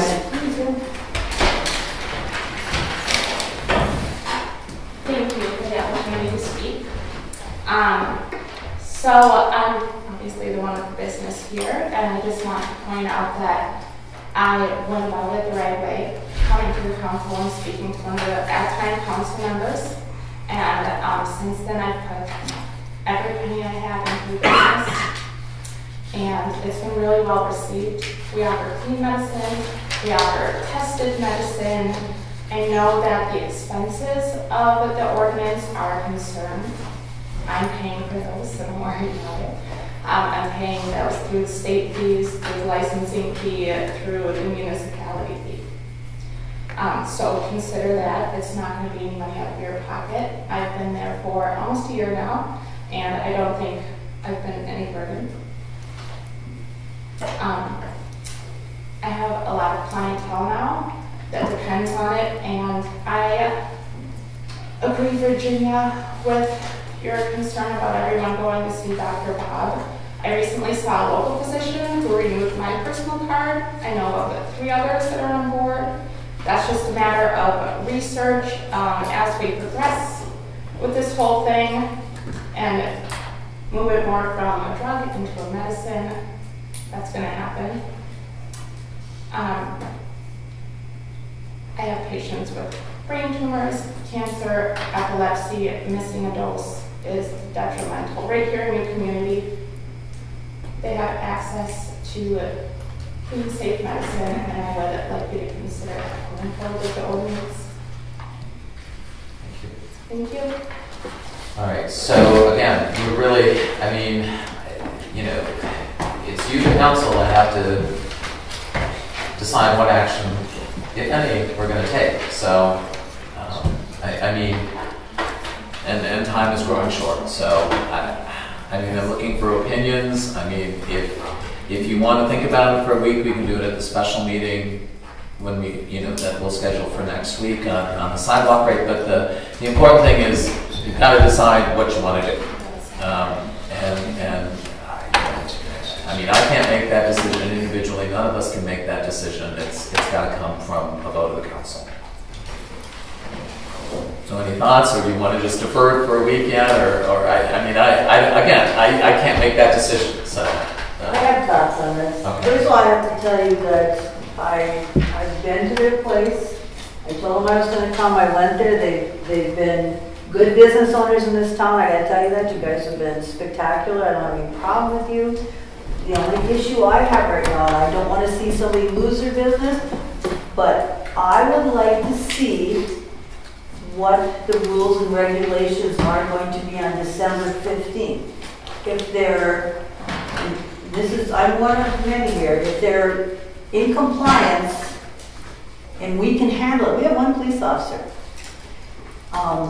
You know, if it's something that maybe we can look at, we can think about it, but right now we do not know. We do not know what's going on. Now, my understanding is that if we wait till the rules come out on December 15th, that doesn't mean on January, February, March, whatever, right after, we take a good look at what's required of us, that we can't pass an ordinance. I'm not saying we're not going to, I don't feel like it's going to be an absolute no, but right now I feel like it's a no because I don't know what the state's going to require. You know, this is a little tiny town.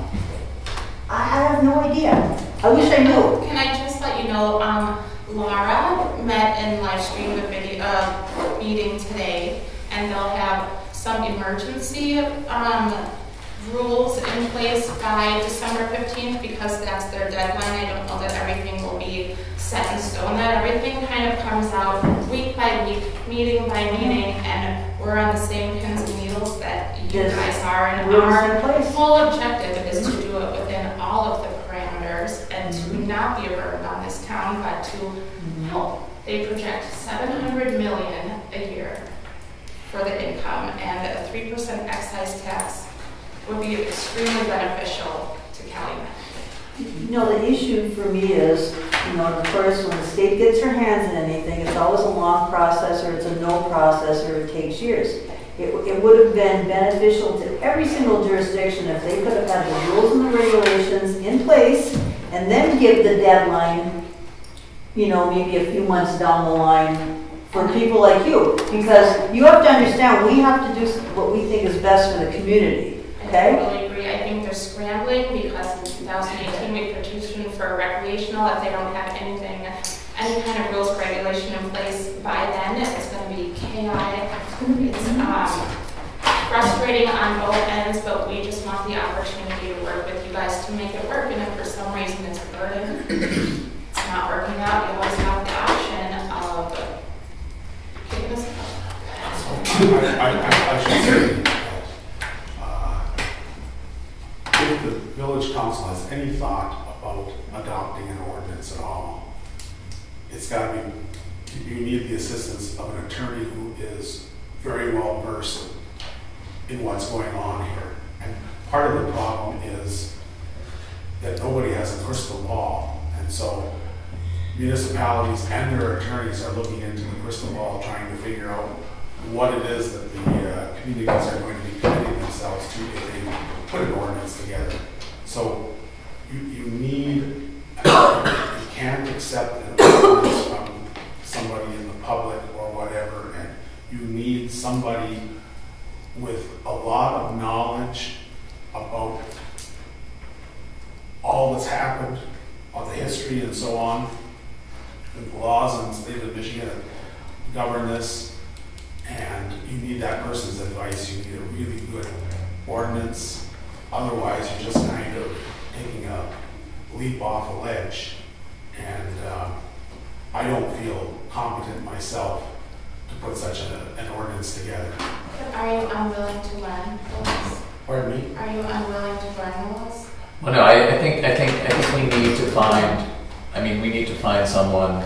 I have a list of all municipalities that you know, have yeah. so far. Okay, yeah, and again, and that would be great. What I'm asking for from the council is, do you want us to go out and find an attorney who is knowledgeable on the Michigan Marijuana Act to look at that ordinance and to come back? Right? I mean, that's my question. It's like we're not going to get an attorney if we're not going to, adopt an ordinance. And again, I can't make the decision yes or no.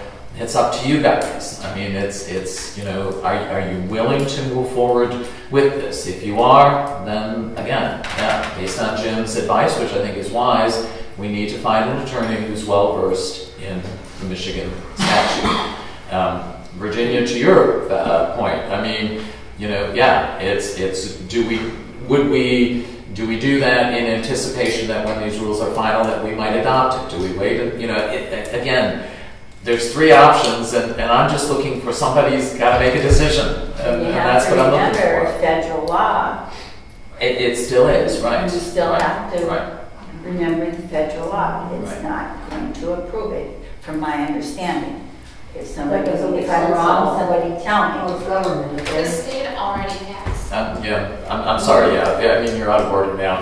No, I mean, Sandy, your point is correct. It is, by federal law, it is still illegal in the United States now. And federal law always comes state. Right, but I believe the Attorney General the U.S. Attorney General has said he will not prosecute. So it's not, so yes, that is correct. But on the other hand, they're pretty much ignoring it. And I can't remember if it's like 25 or 29 states that now have medical marijuana laws, and I noticed in tonight's paper that Northern Michigan actually has a class So again, I don't want to force an action tonight, but certainly if we have a special meeting next week, you guys have to decide. We have to come to a course of action. What are we going to do?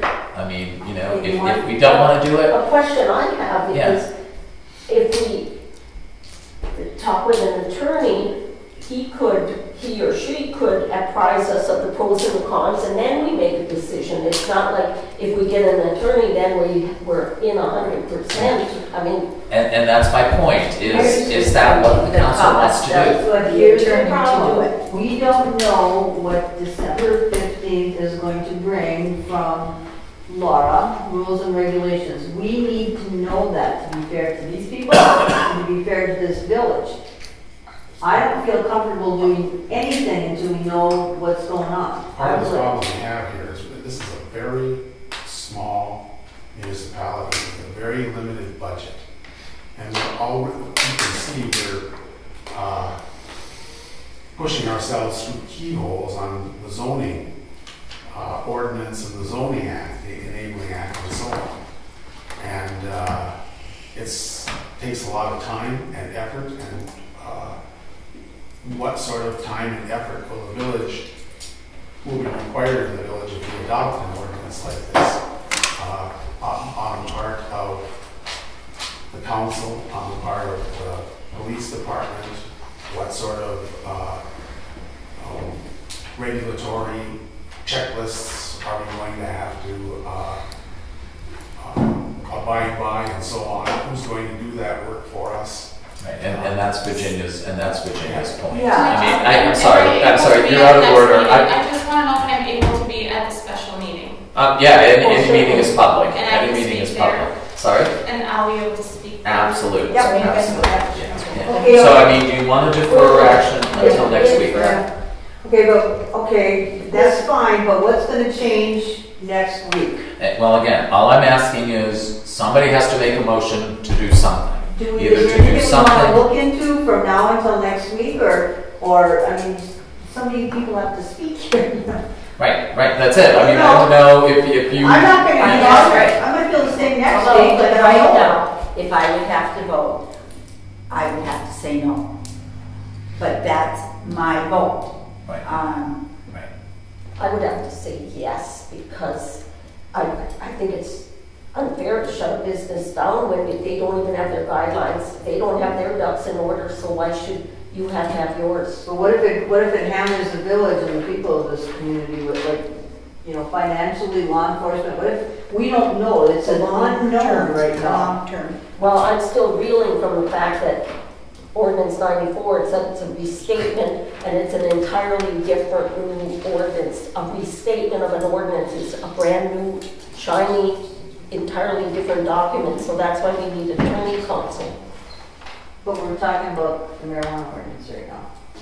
Right? Jim, do you have any feelings? I feel like I'm talking too much. It's not a matter of if, it's a matter of when, and right now, the law and everything is changing almost daily is what they're doing. So, yes, we need to make a decision, what that decision is and how we can adopt that to make it fair for the people in the village and the businesses within that. I don't know when we can make that, and it's a tough one. It's in every community in the state, because of what they're doing, we're all faced with the same problem. So would it be fair to say that we wait until the rules and regulations come out and see what they are, and then call a special meeting, and then The go only from problem with Virginia, and I 100% agree with that, is when they come out and they say that the law is in effect the 15th, and let's say the 18th or the 20th or the 1st of January, any business that does not comply or any community that doesn't have an ordinance made up, blah, blah, blah, has to shut down.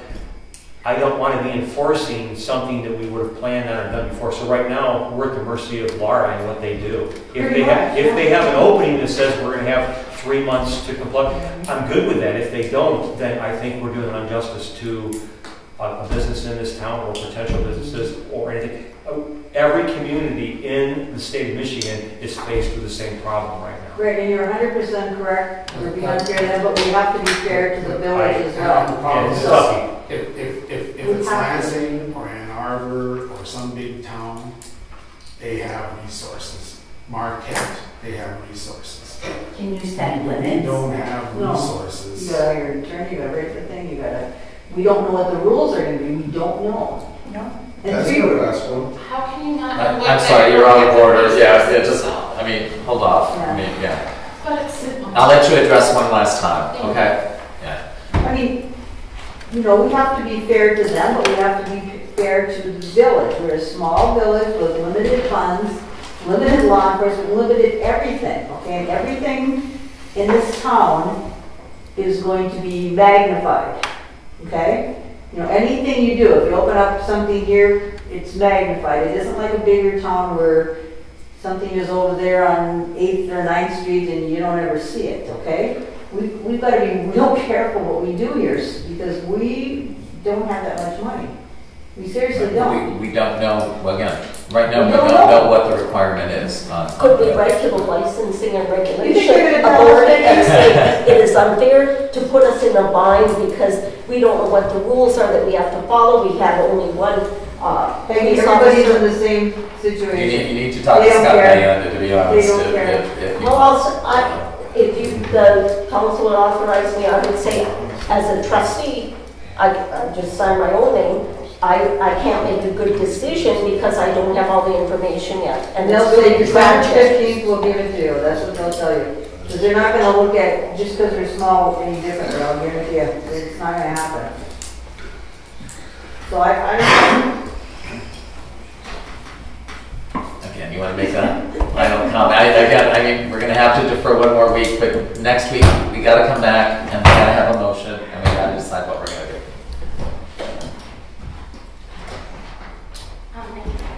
said that none of the money is coming from the council, so I don't know where you're getting these numbers from, Justin. It's all set up in the fees that I pay, up to $57,000 that I'm gonna take care of. That's $1,250 a week for you for law enforcement. Is that not enough? All right, and again, don't direct it at him. I mean, that's a statement. I mean, that's That's a statement. Yeah, I mean, we're not getting into an argument here. Okay. I just don't want. What I keep hearing is that nobody knows, nobody understands. Everybody's really uneducated on medical marijuana. You're not, I would just like the opportunity to sit down with the council and educate you, because I have to pay attention to every single detail because it's my business. It's a gray area with the law. I spend all of my time away from my family working on it to serve this community of small people. But it's a big help.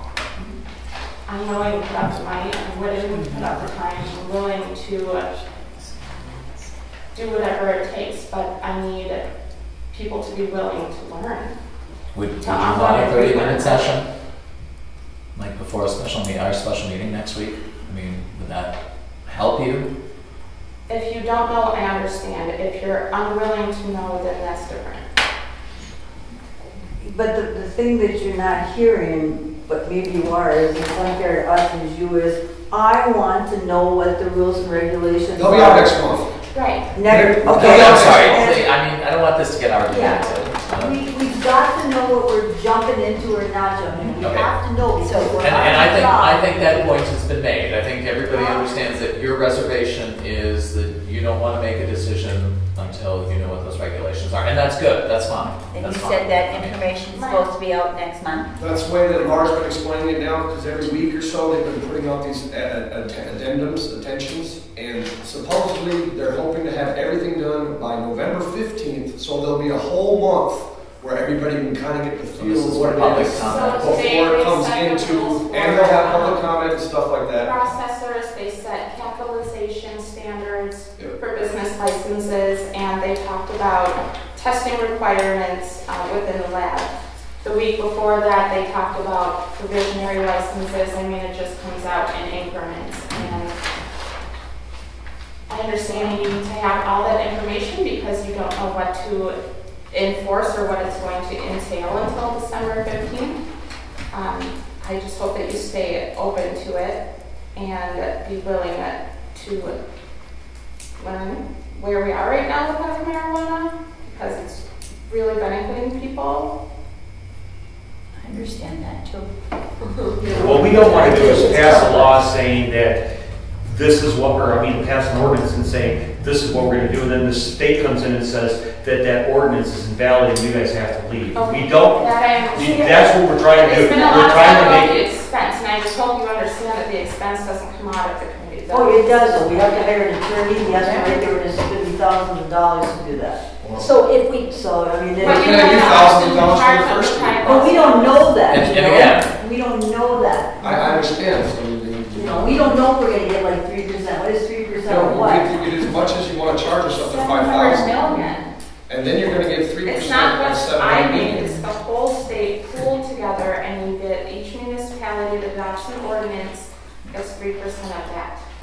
Of the whole state. The whole state. Of the whole And they divvy it up between And we the rest get of the money communities. from the state. From the Yes, state. from the state. I'd have to see that in writing, that we're gonna get It's the in writing. amount as. Okay, how about, I mean, do you want like a 30-minute, Oh, I read it. Okay, do you want a 30-minute meeting? I mean, and maybe, just to go through everything we know. And if you have questions, I mean, if you could write them down, we could get them to you, right? Bessemer is the most recent to adopt an ordinance, which is not. I'm sorry, who did? Bessemer. Okay, Over in Goheba County? right, yeah, I think I saw Nagani was looking at one too. Yeah.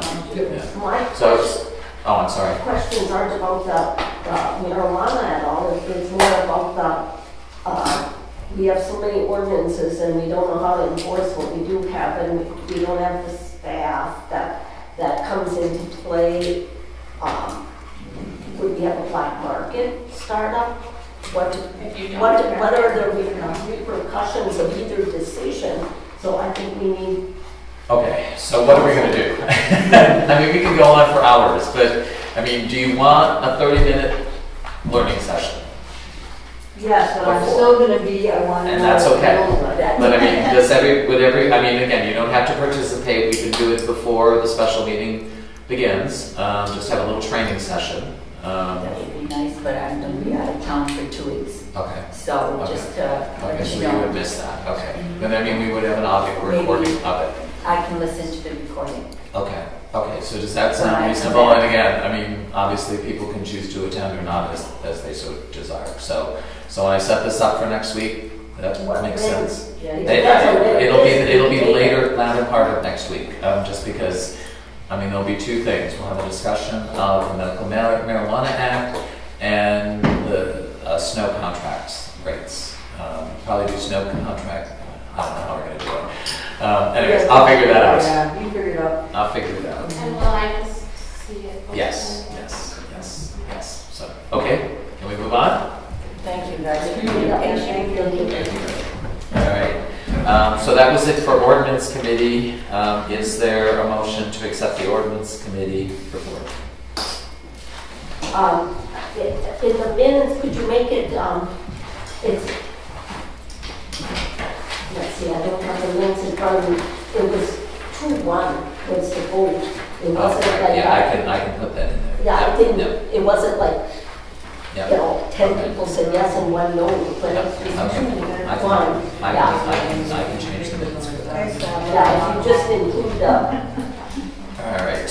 what the vote was, Okay. because that wasn't really, much of a recommendation to say yes and 1 says All no. right. Then, again, okay, so is there a motion to accept the ordinance committee meeting with an amendment to it? Right, I just have one thing, and I'm gonna do it quick, because I'm gonna give a packet and a presentation next time. Sandy and I met with, it was supposed to be you, Sandy and I Right, met you were with gonna just get it. Jeff Jepson, who's the code enforcement for the city of Houghton, and we wanted to know how they handle things. And he handles 2 separate things. They have ordinance and, variances and code things like that, and then they have code enforcement for apartments, okay? So he has 2 different things. He's given me a bunch of forms, how they handle it, and it seems like a pretty good system. So when I give my presentation about it, get the whole packet together to show you what he does. When we get to public safety, I'll explain what I think would be a good idea, possibly, if we can start looking into these things. But it's right here, and I just don't have time. It was very interesting. It was very, there's no fees for a variance or, okay, I can give a little overview. They make everybody that wants something. One jolt till we get there. Okay. Because it's closing in at 9 o'clock, and we're going to try to get out of here at a decent hour tonight. Okay, so is there a motion then to accept the ordinance committee report with amendment? I'll make that motion. Okay, is there a second? Support. Peggy? Okay, all in favor? Aye. Any opposed? Okay. Personnel, you did not meet. Public buildings. We did meet on October 2nd, and it was called to order at 3:07 p.m. by me. In the council chambers, members present were President Dave Geisler, our attorney Jim Tersha, and Peggy Germain, and myself. We went into a closed session because we discussed our proposed lease with the theater and with the theater members. And then at 4 p.m. we went into open session, and the only thing we brought up were we had to go over the inventory of the theater, which we do have now, all this stuff. And we adjourned at 4:01 p.m. Okay. Any questions for Sharon? If not, is there a motion to accept the public buildings report? I make that motion. Sandy? All right. Is there a second? Full support. Jim? Okay. All in favor? Aye. Any opposed? Okay. Now, George, public safety. Okay, we Do you want to do fire? Do you want to do Let's fire? do Are you fire in a hurry to get out of here? How No, you're many- not? He likes Okay. how many meetings. He's- Okay. He's just moving to the village. Instead of moving down. Yeah. All right. I'm just ready for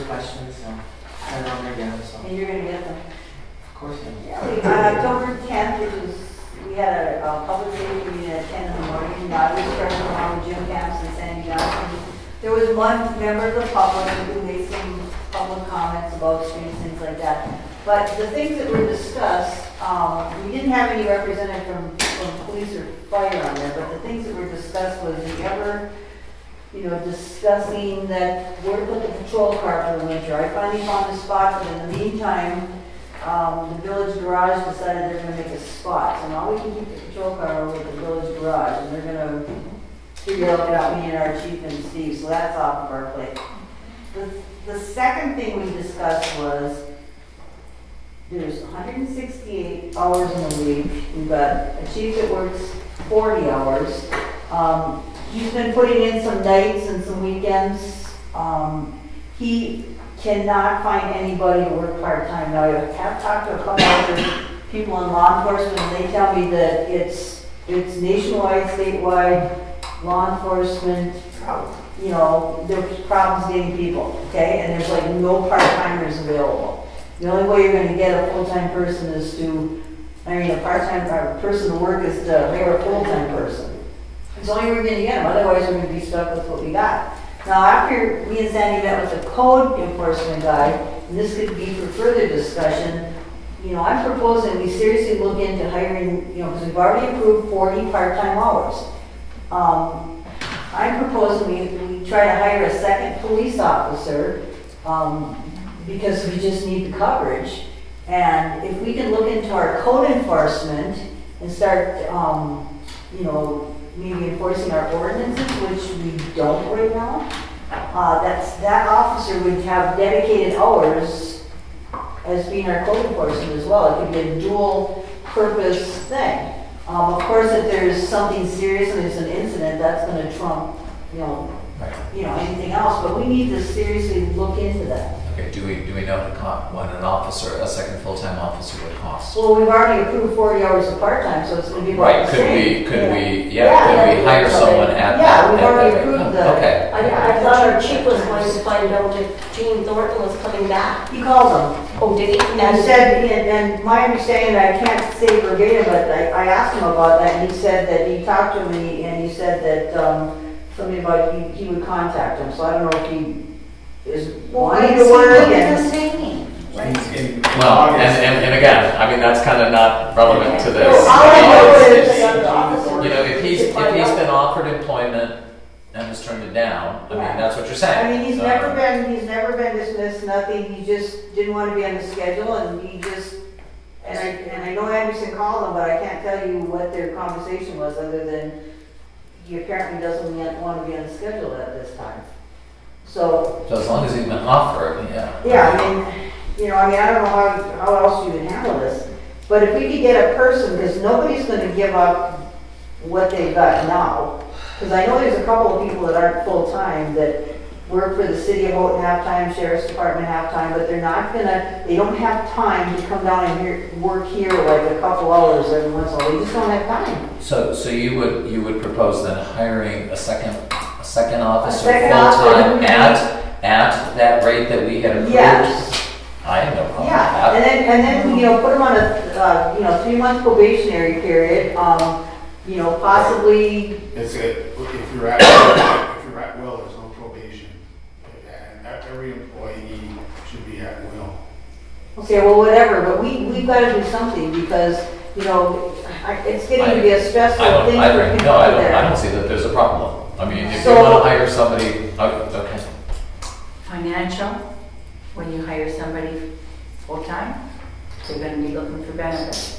Well- So we have the money for the hours. Right, and that's my question, yeah. Right, Can we but hire where someone are we gonna at get the money? that hourly, yeah, no, I agree with you there, that's my question, how much is it gonna cost? Okay, if we here's hire our someone problem. full-time? We are never presented at these meetings of like what's left in the budget, okay? So we don't know, we have to guess. I even asked our chief, how is your budget looking? And he said he's asked, and he's assuming that he's got enough money because he hasn't had any part-time people because he can't get them, but he's never been given a number.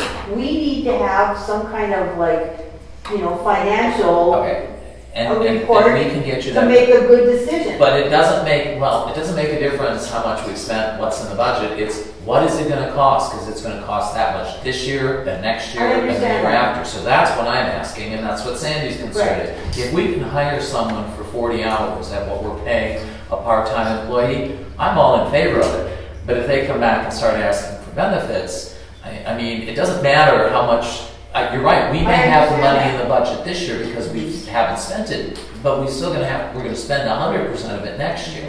And that's my concern is, what is this gonna cost going forward? And I understand that, but we've got to have that information ready to Right. go. And- It's and- very and- difficult to get any of those numbers. Right, and we can get that for you, but to your question, I have no problems hiring, I think that's a great idea, and I can understand that. But what is it gonna, can he hire someone for 40 hours at our part-time rate? Well, there's one possibility that's got a pretty good situation with half at the sheriff's department, half at City Hall, and it's not a full-time position, that may be willing to take a full-time position, but he's not 100% sure. Well, let's find out. But there are 0 part-timers to be No, hired. I mean, I've always heard that there are very few part-time. So let's find out, what is it gonna cost? What is this person, Okay. what does this person want? And yeah, because I agree, I mean, that's the way to solve this, is just, we've got the hours approved. It's just, what is it really gonna cost us? Well, and if, you know, the thing you have to look at too is if the person that he's thinking about, say this person is married, and I think this person is, if the person's spouse has coverage, then you could give them a monthly stipend for bailing But again, out. to Sandy's point, Yeah. what is that? Okay. How much is that? Well, then, our street guy does 40 hours. That would be, We have that to would look be at it. ideal if they already had benefits and we just give a little Right. bit of it. Then you could find that, but if you're talking, But we don't know numbers, we don't, I Right. have no idea what the Yeah, I budget mean, is. Keith needs to approach this person and find out what they'd be willing, what they'd be But willing we to. still need to know Right, right. what, Right. where we're at. But again, what's important is how much is this gonna cost us, period. Yep. Doesn't matter how much we've already Right, spent, right. how much is it gonna cost us? That's an expense we're gonna incur every single year. So find out what this person would want, and if it's doable, let's do it. Well, we've got to do something in regard to that. The next thing was, I said here, the fire department is not given an inventory, but thank you, you have an inventory. Good job of everything, and it looks like it's worth a little more than 20 grand on our insurance. I believe so. Yes, I believe so, so thank you to Joe Canyon for doing this. The other question is that he's also given us some certificates, but this isn't everybody. That's most of it. I got the state, I got the gentleman out of Escanaba who has the state office. I got him looking deeper into the records than I can go. So that's most of them. We still got more, hopefully coming through the woodwork. Okay, because when you get the woodwork stuff, could you give us a list of who these people are? Because I still don't know who's all in the fire department. They're all on their names are on the certificate. Yeah, but you don't have everybody here. I do not have everybody, No, but that's so, coming. yeah, well, that's what I'm asking, is the list of,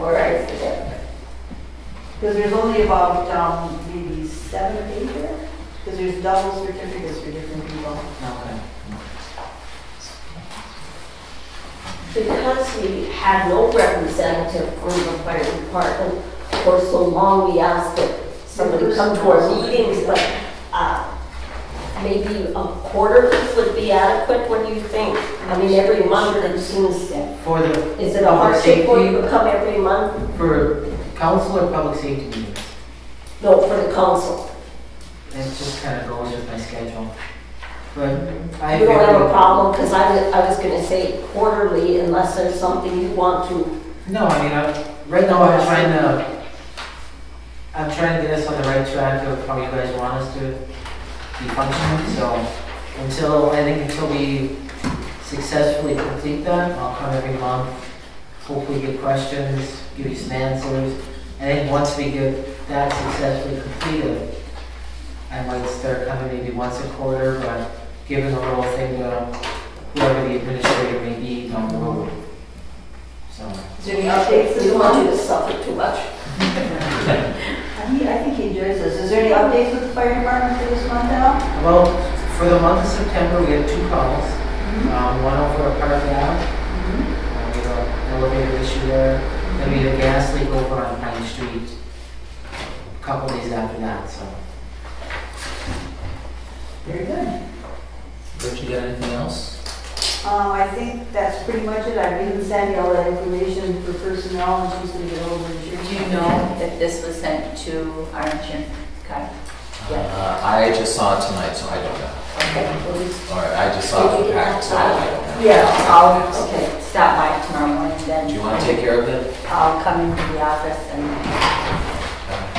All right. make sure it's done. Okay. What is that? It's an inventory. It's the Yeah, it's an inventory inventory you have in your packet. of Because the, they were only insured for 20 grand, and it's far more than that. Oh, what were the What's budget including the numbers? trucks too, I think. No, the trucks are. the trucks are on. Yes, but if you take the trucks off, It's it's still still a more, right? substantial, Yeah. still a substantial amount. Okay. So I will make sure our insurance guy So I'll has. talk to our chief and see what you come up with, and then we'll get back to you. Then is there a motion to accept the Public Safety Committee report as well as the Fire and Police Department reports? Oh, what's that motion? Peggy? All right, is there a second? Jim? All right, so we have a motion to accept the Public Safety Committee report as well as the Fire and Police Department reports. If there's no further discussion, all in favor? Any opposed? Okay. Let's see, sanitation you guys did not need, fire, okay, unfinished business. No office, anything from the office?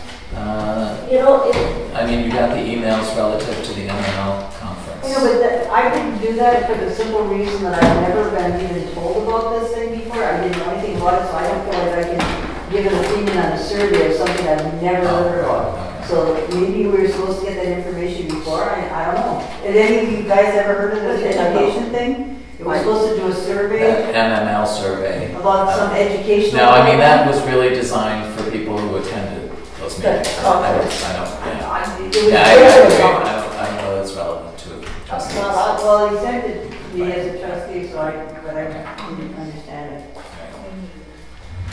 I'd like,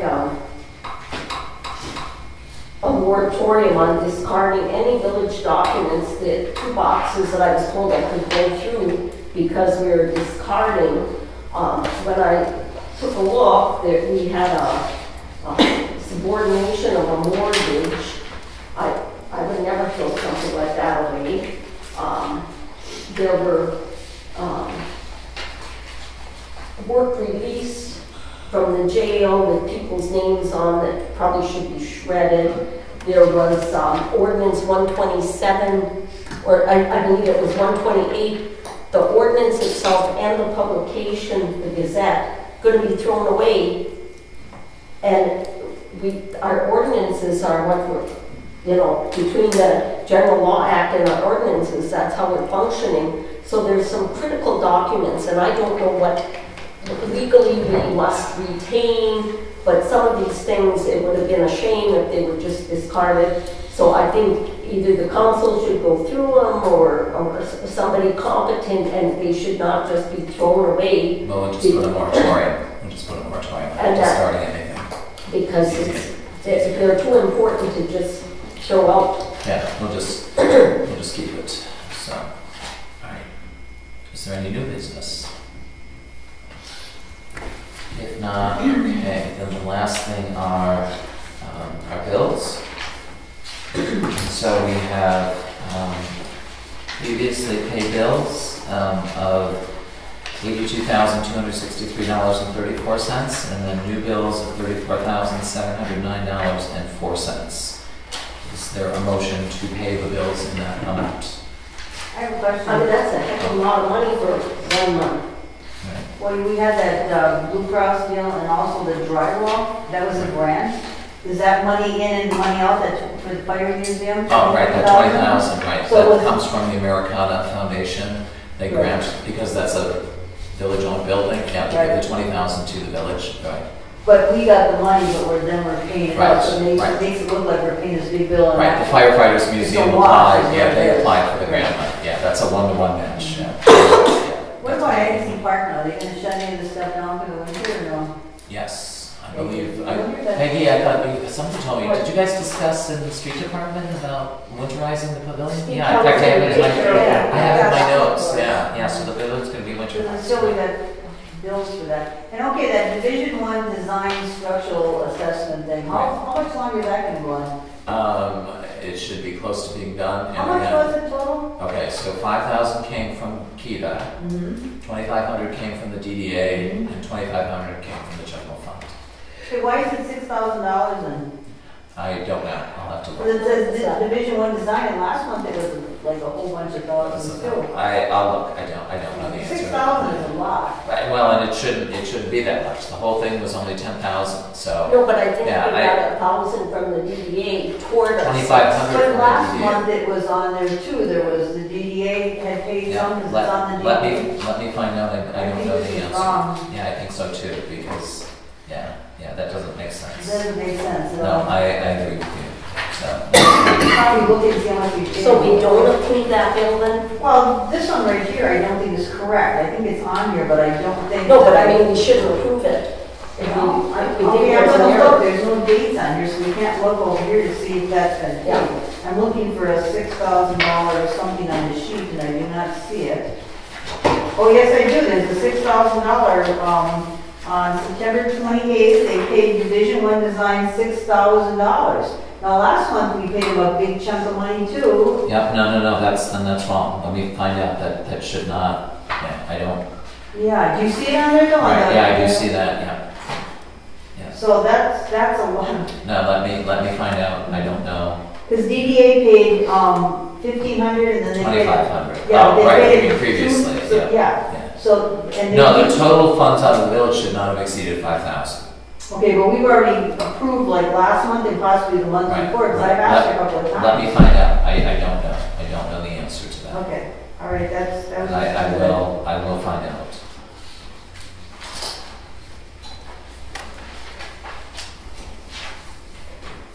Are we under office still, before we're to the bills? No, actually, we're on bills. We're on bills, prior to paid bills? Both. Okay. Okay, well, while we're on bills, the Italian Hall file was brought out. Is this the bills, by the way? No, this is the Italian Hall, that's bills. And as a fiduciary, Mike Lottie, I'm glad you're here tonight because we're not tracking it properly, I don't believe, because when I looked at it, it was $500 written on the edge of an envelope, but there was not, and it was a check. So we're not even making photocopies of the check. So we really need to be a fiduciary. And I asked the office last week, and then I asked yesterday, and again today, we need an income and an expense on this Italian Hall monument. Otherwise, it's really not taking care of the public's business and their funds. I was shocked that it's only an envelope with 500, and if it wasn't, it was from a friend of mine who told me he sent in a check, and when I looked yesterday, the envelope wasn't even in the Italian Hall thing, but today there was an envelope only, and I said, well, there's no photocopy of the check, there's no tracking at all except the money's lumped together, but that is not correct accounting practice at all. So I don't want us as a fiduciary not to know what we're doing. We need to keep track of this if we say it, we are. Otherwise, we need to turn it back to the committee. Can I interject? Last meeting, and it's in our minutes, we asked Mr. Lottie to come here to give us the update on the Italian Hall. He wasn't on the agenda. I apologize you have to sit here this little while. Because you said you were going to take some questions about what the progress is. So could we put that in there, like, before we finish the bill? Sure. Can you want to give a little synopsis of how far we are and whatever? Yeah, it's going well. This week, possibly tomorrow, tomorrow we'll have the pouring the new sidewalk. It's going to attach to the 7th Street sidewalk, fan into the wider part, and fan into the narrower brick sidewalk. Carry underneath the arch, then get into the part before the memorial, and it'll be another concrete section. Also, It smooths out the bricks, the rough part that used to be there. It's going to look really nice. It should be poured this week. And the whole width of the footing is about 64 inches, 62 inches, about it's 18 inches wide and 18 inches deep. So it's going to be really strong. Mm-hmm. It's got pins to hold the monument when you put it in. It's got to be put in by a crane because it's 8,000 pounds. That should be in. It's going well. And we've got plenty of time to have the concrete cure before the monument comes in. So hopefully by the end of the first week of November. How are we doing on the finances with Real this? good. So we're pretty up to speed with this? We did real well on the fundraiser at the theater here. It was a free will offering, and it did very well. It was tremendous. It was a real good show, too. What's very well in dollars? I think it was $2,500.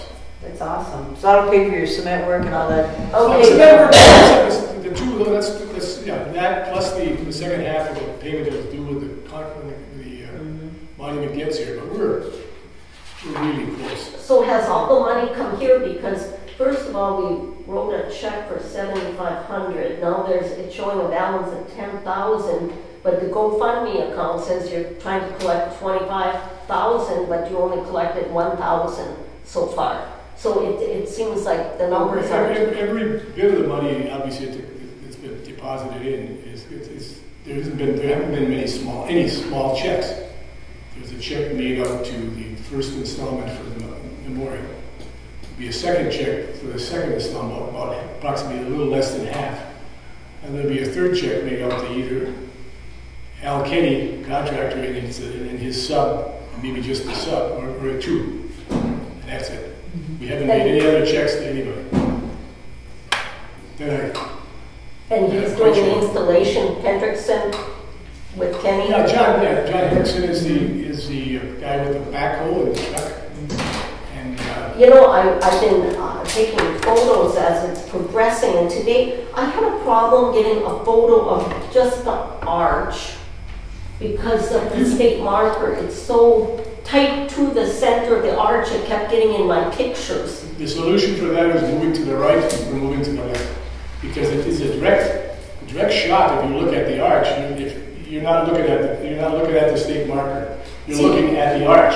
The marker is over here, and I was standing across the street, and I moved all over, and I just kind of envisioned more people walking through the lot instead of just everything right tight to the curb. But you know what's so nice? You know what's so nice about where it is? I thought of it myself because it's a pretty good size sign. But sitting there, it's not imposing, and it's not in the way. You walk down the issue through the fan area and right down the walk. But when you're reading the sign, if you're in a car, you can stop there if you needed it. So yeah, but when I drove by yesterday and they were digging holes, I thought it was over more and back a little bit because it's so... No, we're right on the side line. Everything's clumped together right now. It's right on the side line. It's up no further than the other signs there. I know, but they're all tight in that little 50-foot right up on the edge. Yeah, that's what. But the idea for putting it there in the first place, in the concrete, is it's going to be accessible to a wheelchair around the back, and also obviously in the front, because where the sidewalk is. So the sidewalk is going to blend into the concrete. It heads into the brick sidewalk. The brick sidewalk will bring you right to the memorial. After another concrete, because always the brick is still going around the memorial, and the brick is still going to be the border of all the concrete that's put there. And the sign looks great. I was judging. It was awkward for my photography. Sure. I like things. It takes, so you're right, but you know what? It takes to get used to because the sign hasn't been there. It's there now, and it's not imposing. It's just a very clear sign. And but when you're looking at the sign and you're right in front of it, you can't see anything with the sign because the sign is right there. But there's plenty of space there. It's not going to be blocked with you, and you give a good room for people to walk off. We'll see. I'll reserve judgment. I'll have to see how much snow covers it because it's so close to the sidewalk, if they clear the sidewalk, where's the snow gonna go? Right over that? It's no closer than the three other information pieces, narratives that the park has. I know, I didn't see them at all last winter either. Okay. Thank you, Ms. Good. Bellotti. So if you could help the office do a better I tracking. don't do anything with the office. We turn the money into the office. The office is a fiduciary. Well, then I'll we find out. I'll find out. have them, Yes. if follow standard accounting practices, writing numbers. But there's not many. I dropped the check out there today. You know, I'm dropping the check out. I could even give it to you now. But I don't want to. I'll give it in the morning. But that's what we do. And if the money, most of the money we got from the, well, a lot of the money we got from the benefit was cash. And if you've got cash and free Right, offering, so it's all. cash is one thing, but when I personally know someone who donated $500, and I know somebody else, and they're not on the list at all, and I will be making phone calls tomorrow, because we have to track the money. That's our One good responsibility. thing, yeah, well, if they got the check, if they didn't get a return check, you know, the check hasn't been cashed, you know there's an issue. And if the city cashes checks, they get it back. Right, so is there any acknowledgement coming from the village if the money comes here, that we received it? What if they want a tax credit? What are we doing? How are we handling this? Because if somebody, we're not sending a tax. Well, obviously I'm not. But, you know, it is a qualifying donation, and you get a tax, not a tax credit, but a tax deduction. Right. Not a credit. Right, but if nobody's tracking it at all and just lumping the money together, how do you? Well, you can use a check as your substantiation. Yeah. I know, but this is not. I'll check tomorrow. I'll check tomorrow. Okay, check it out. Thank you. Thank you. All right. So again, And I want to thank you once again for really all the cooperation that you've had. It's been very good to work with. Thank you. Thank you, we appreciate it. all right. Is there a motion to approve prior pay bills in the $82,263.34 and current bills in the amount of $34,709.04? With the caveat that you're gonna check on that Yes, $6,000. I will. Not Yeah, that you're I'm gonna check, worried, you yeah, I'm don't worried approve about the that. payment of that. If we're gonna meet next week, withhold any Yeah. $6,000 payment on that. Can I look at your list? I don't have my hand at the moment. I'll make that motion Verge. to approve of the one stipulation. Okay. Is there a second? I'll second the page. Sharon, thank you.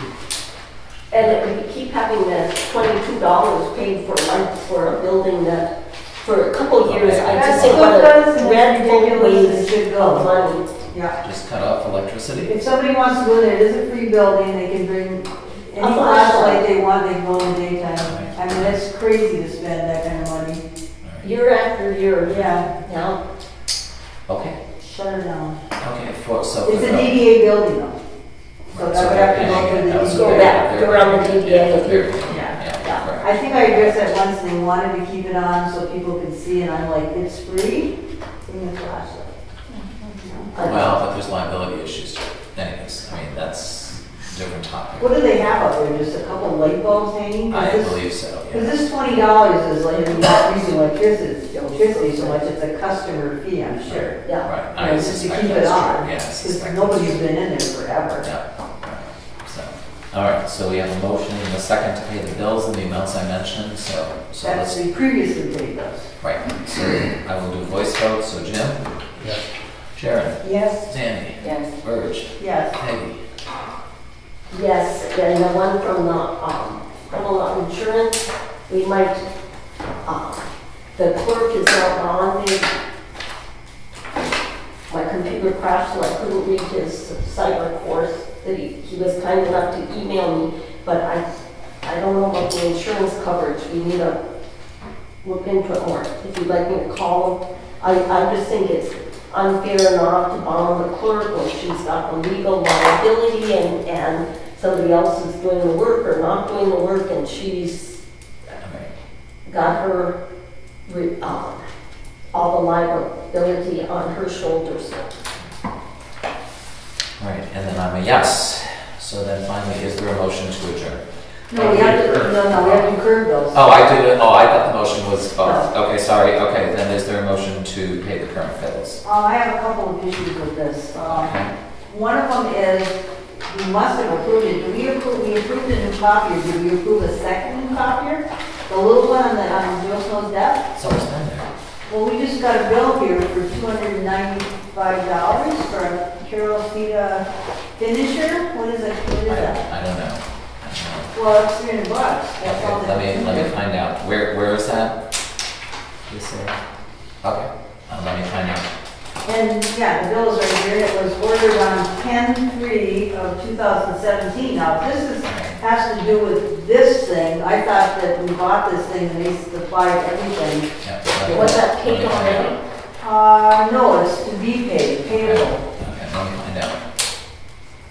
And then, you know, a couple of other things here, like, okay, I've got an issue with our phones, and I've talked to you about this. We have 4 phones in this village. We've got 2 in here, we've got one in this little office that was going to be Rob's office, it's never used. We have one in the police department. Right now, we are paying up and running $90 a month, $360 every quarter to rent said phones, okay? So we are paying, no, we're paying $120 a month because there's 4 phones. So we're paying $120 a month to rent these phones, plus we pay Charter $400.27. So right now, we are renting phones that cost us $1,440 a year, and we're paying Charter $400. So every month it's costing us $520 to have 4 phones. That's ridiculous. We should own our own phones. Just think of how much we need to look into this. It's Joe has outrageous. already contacted them. So And what did they say? When he gets back, I'll find out. I don't know. Yeah. Because even if they want to charge us like $500 a phone, that's ridiculous. All these phones, I agree. yeah. I mean, we can't be spending $520 a month on phones, and 3 out of 4 we use, 4th we don't. Right. Why not just pull the 4th? Well, and that's Well, for why sure. are we paying the rent at $1,400 a year when we can own our phone? Right. I mean, it's seriously too expensive. So when you're seeing up and running, that's where it's coming from. And then the other issue, what was the other one I had here?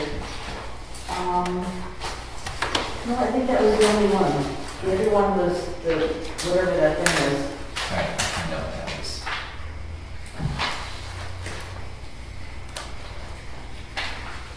Unless, okay, where there's something else in here. There's a lot up and running. Okay, now here, Register of Deeds, Nate Anderson said he said publicly doesn't want it, but I don't know. I really think he recorded a document at the courthouse, and that's his direct out of pocket to record it, and it was sent to the village. It's a village document. So I think it would only be right to compensate him. It's not. I'm just bringing up the subject that he said, he did not want to get paid, so, you know, that's his, wishes. What else is on here? Okay, fire department, oh, he's gone, I was gonna pick on him. The fire department has a charter bill for a fax machine that we pay $25.98 a month for. I wonder how many faxes they get at the fire department, and why can't they just fax it to the village hall? That's 200 and, almost $100 a year to have a fax machine sit there. Should that be something we ask the fire department? Yeah, it's a legitimate question. Yeah. I don't even know where it's located in there. Hey, Brian, I tell you about, they need that after a fire.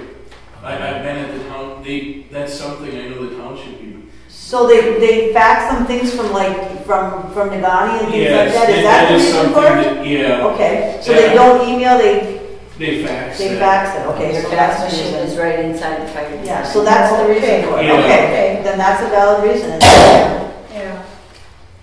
Thank you. I'm glad you stayed. Yeah. I guess everything else looks good. I thought there was something on. Well, there's no menu one, there's the bills to be paid and there's the update, Yeah. the added bills. Right. Like, I don't exactly know what they added. I'm not sure. So just the office planning. Yeah, the office planning group, that $295, that's not, that's Sands again, that one is really a. Where is this one? Well, that's the one that we think is, Under 12? Oh, I see it. yeah, I see it. that's the one I gave you the paper for. Oh, no, here it is right here. It'd be interesting to go in the office and see if this is the same serial number as what's on the desktop somewhere. Which I think I'm gonna do after this meeting. But that was a question I had. Okay.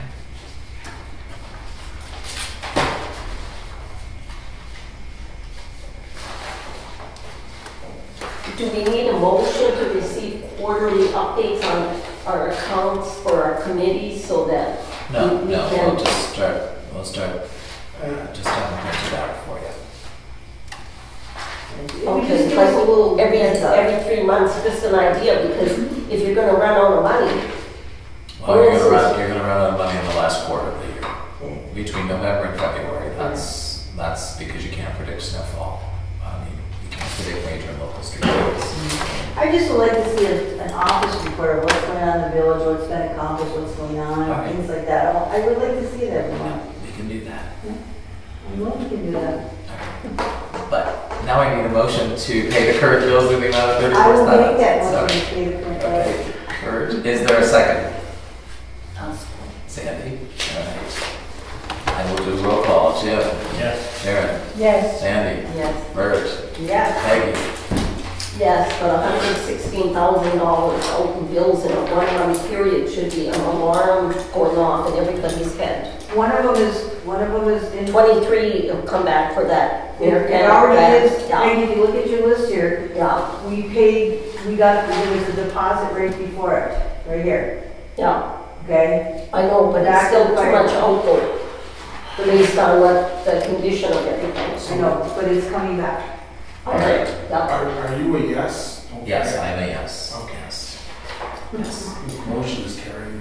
All right, so finally, is there a motion to adjourn? I make a motion to adjourn this meeting. Jim. Okay, is there a second? I'll support. Jim? All in favor? Aye. Any opposed? Look at that, 2 hours and 34 minutes.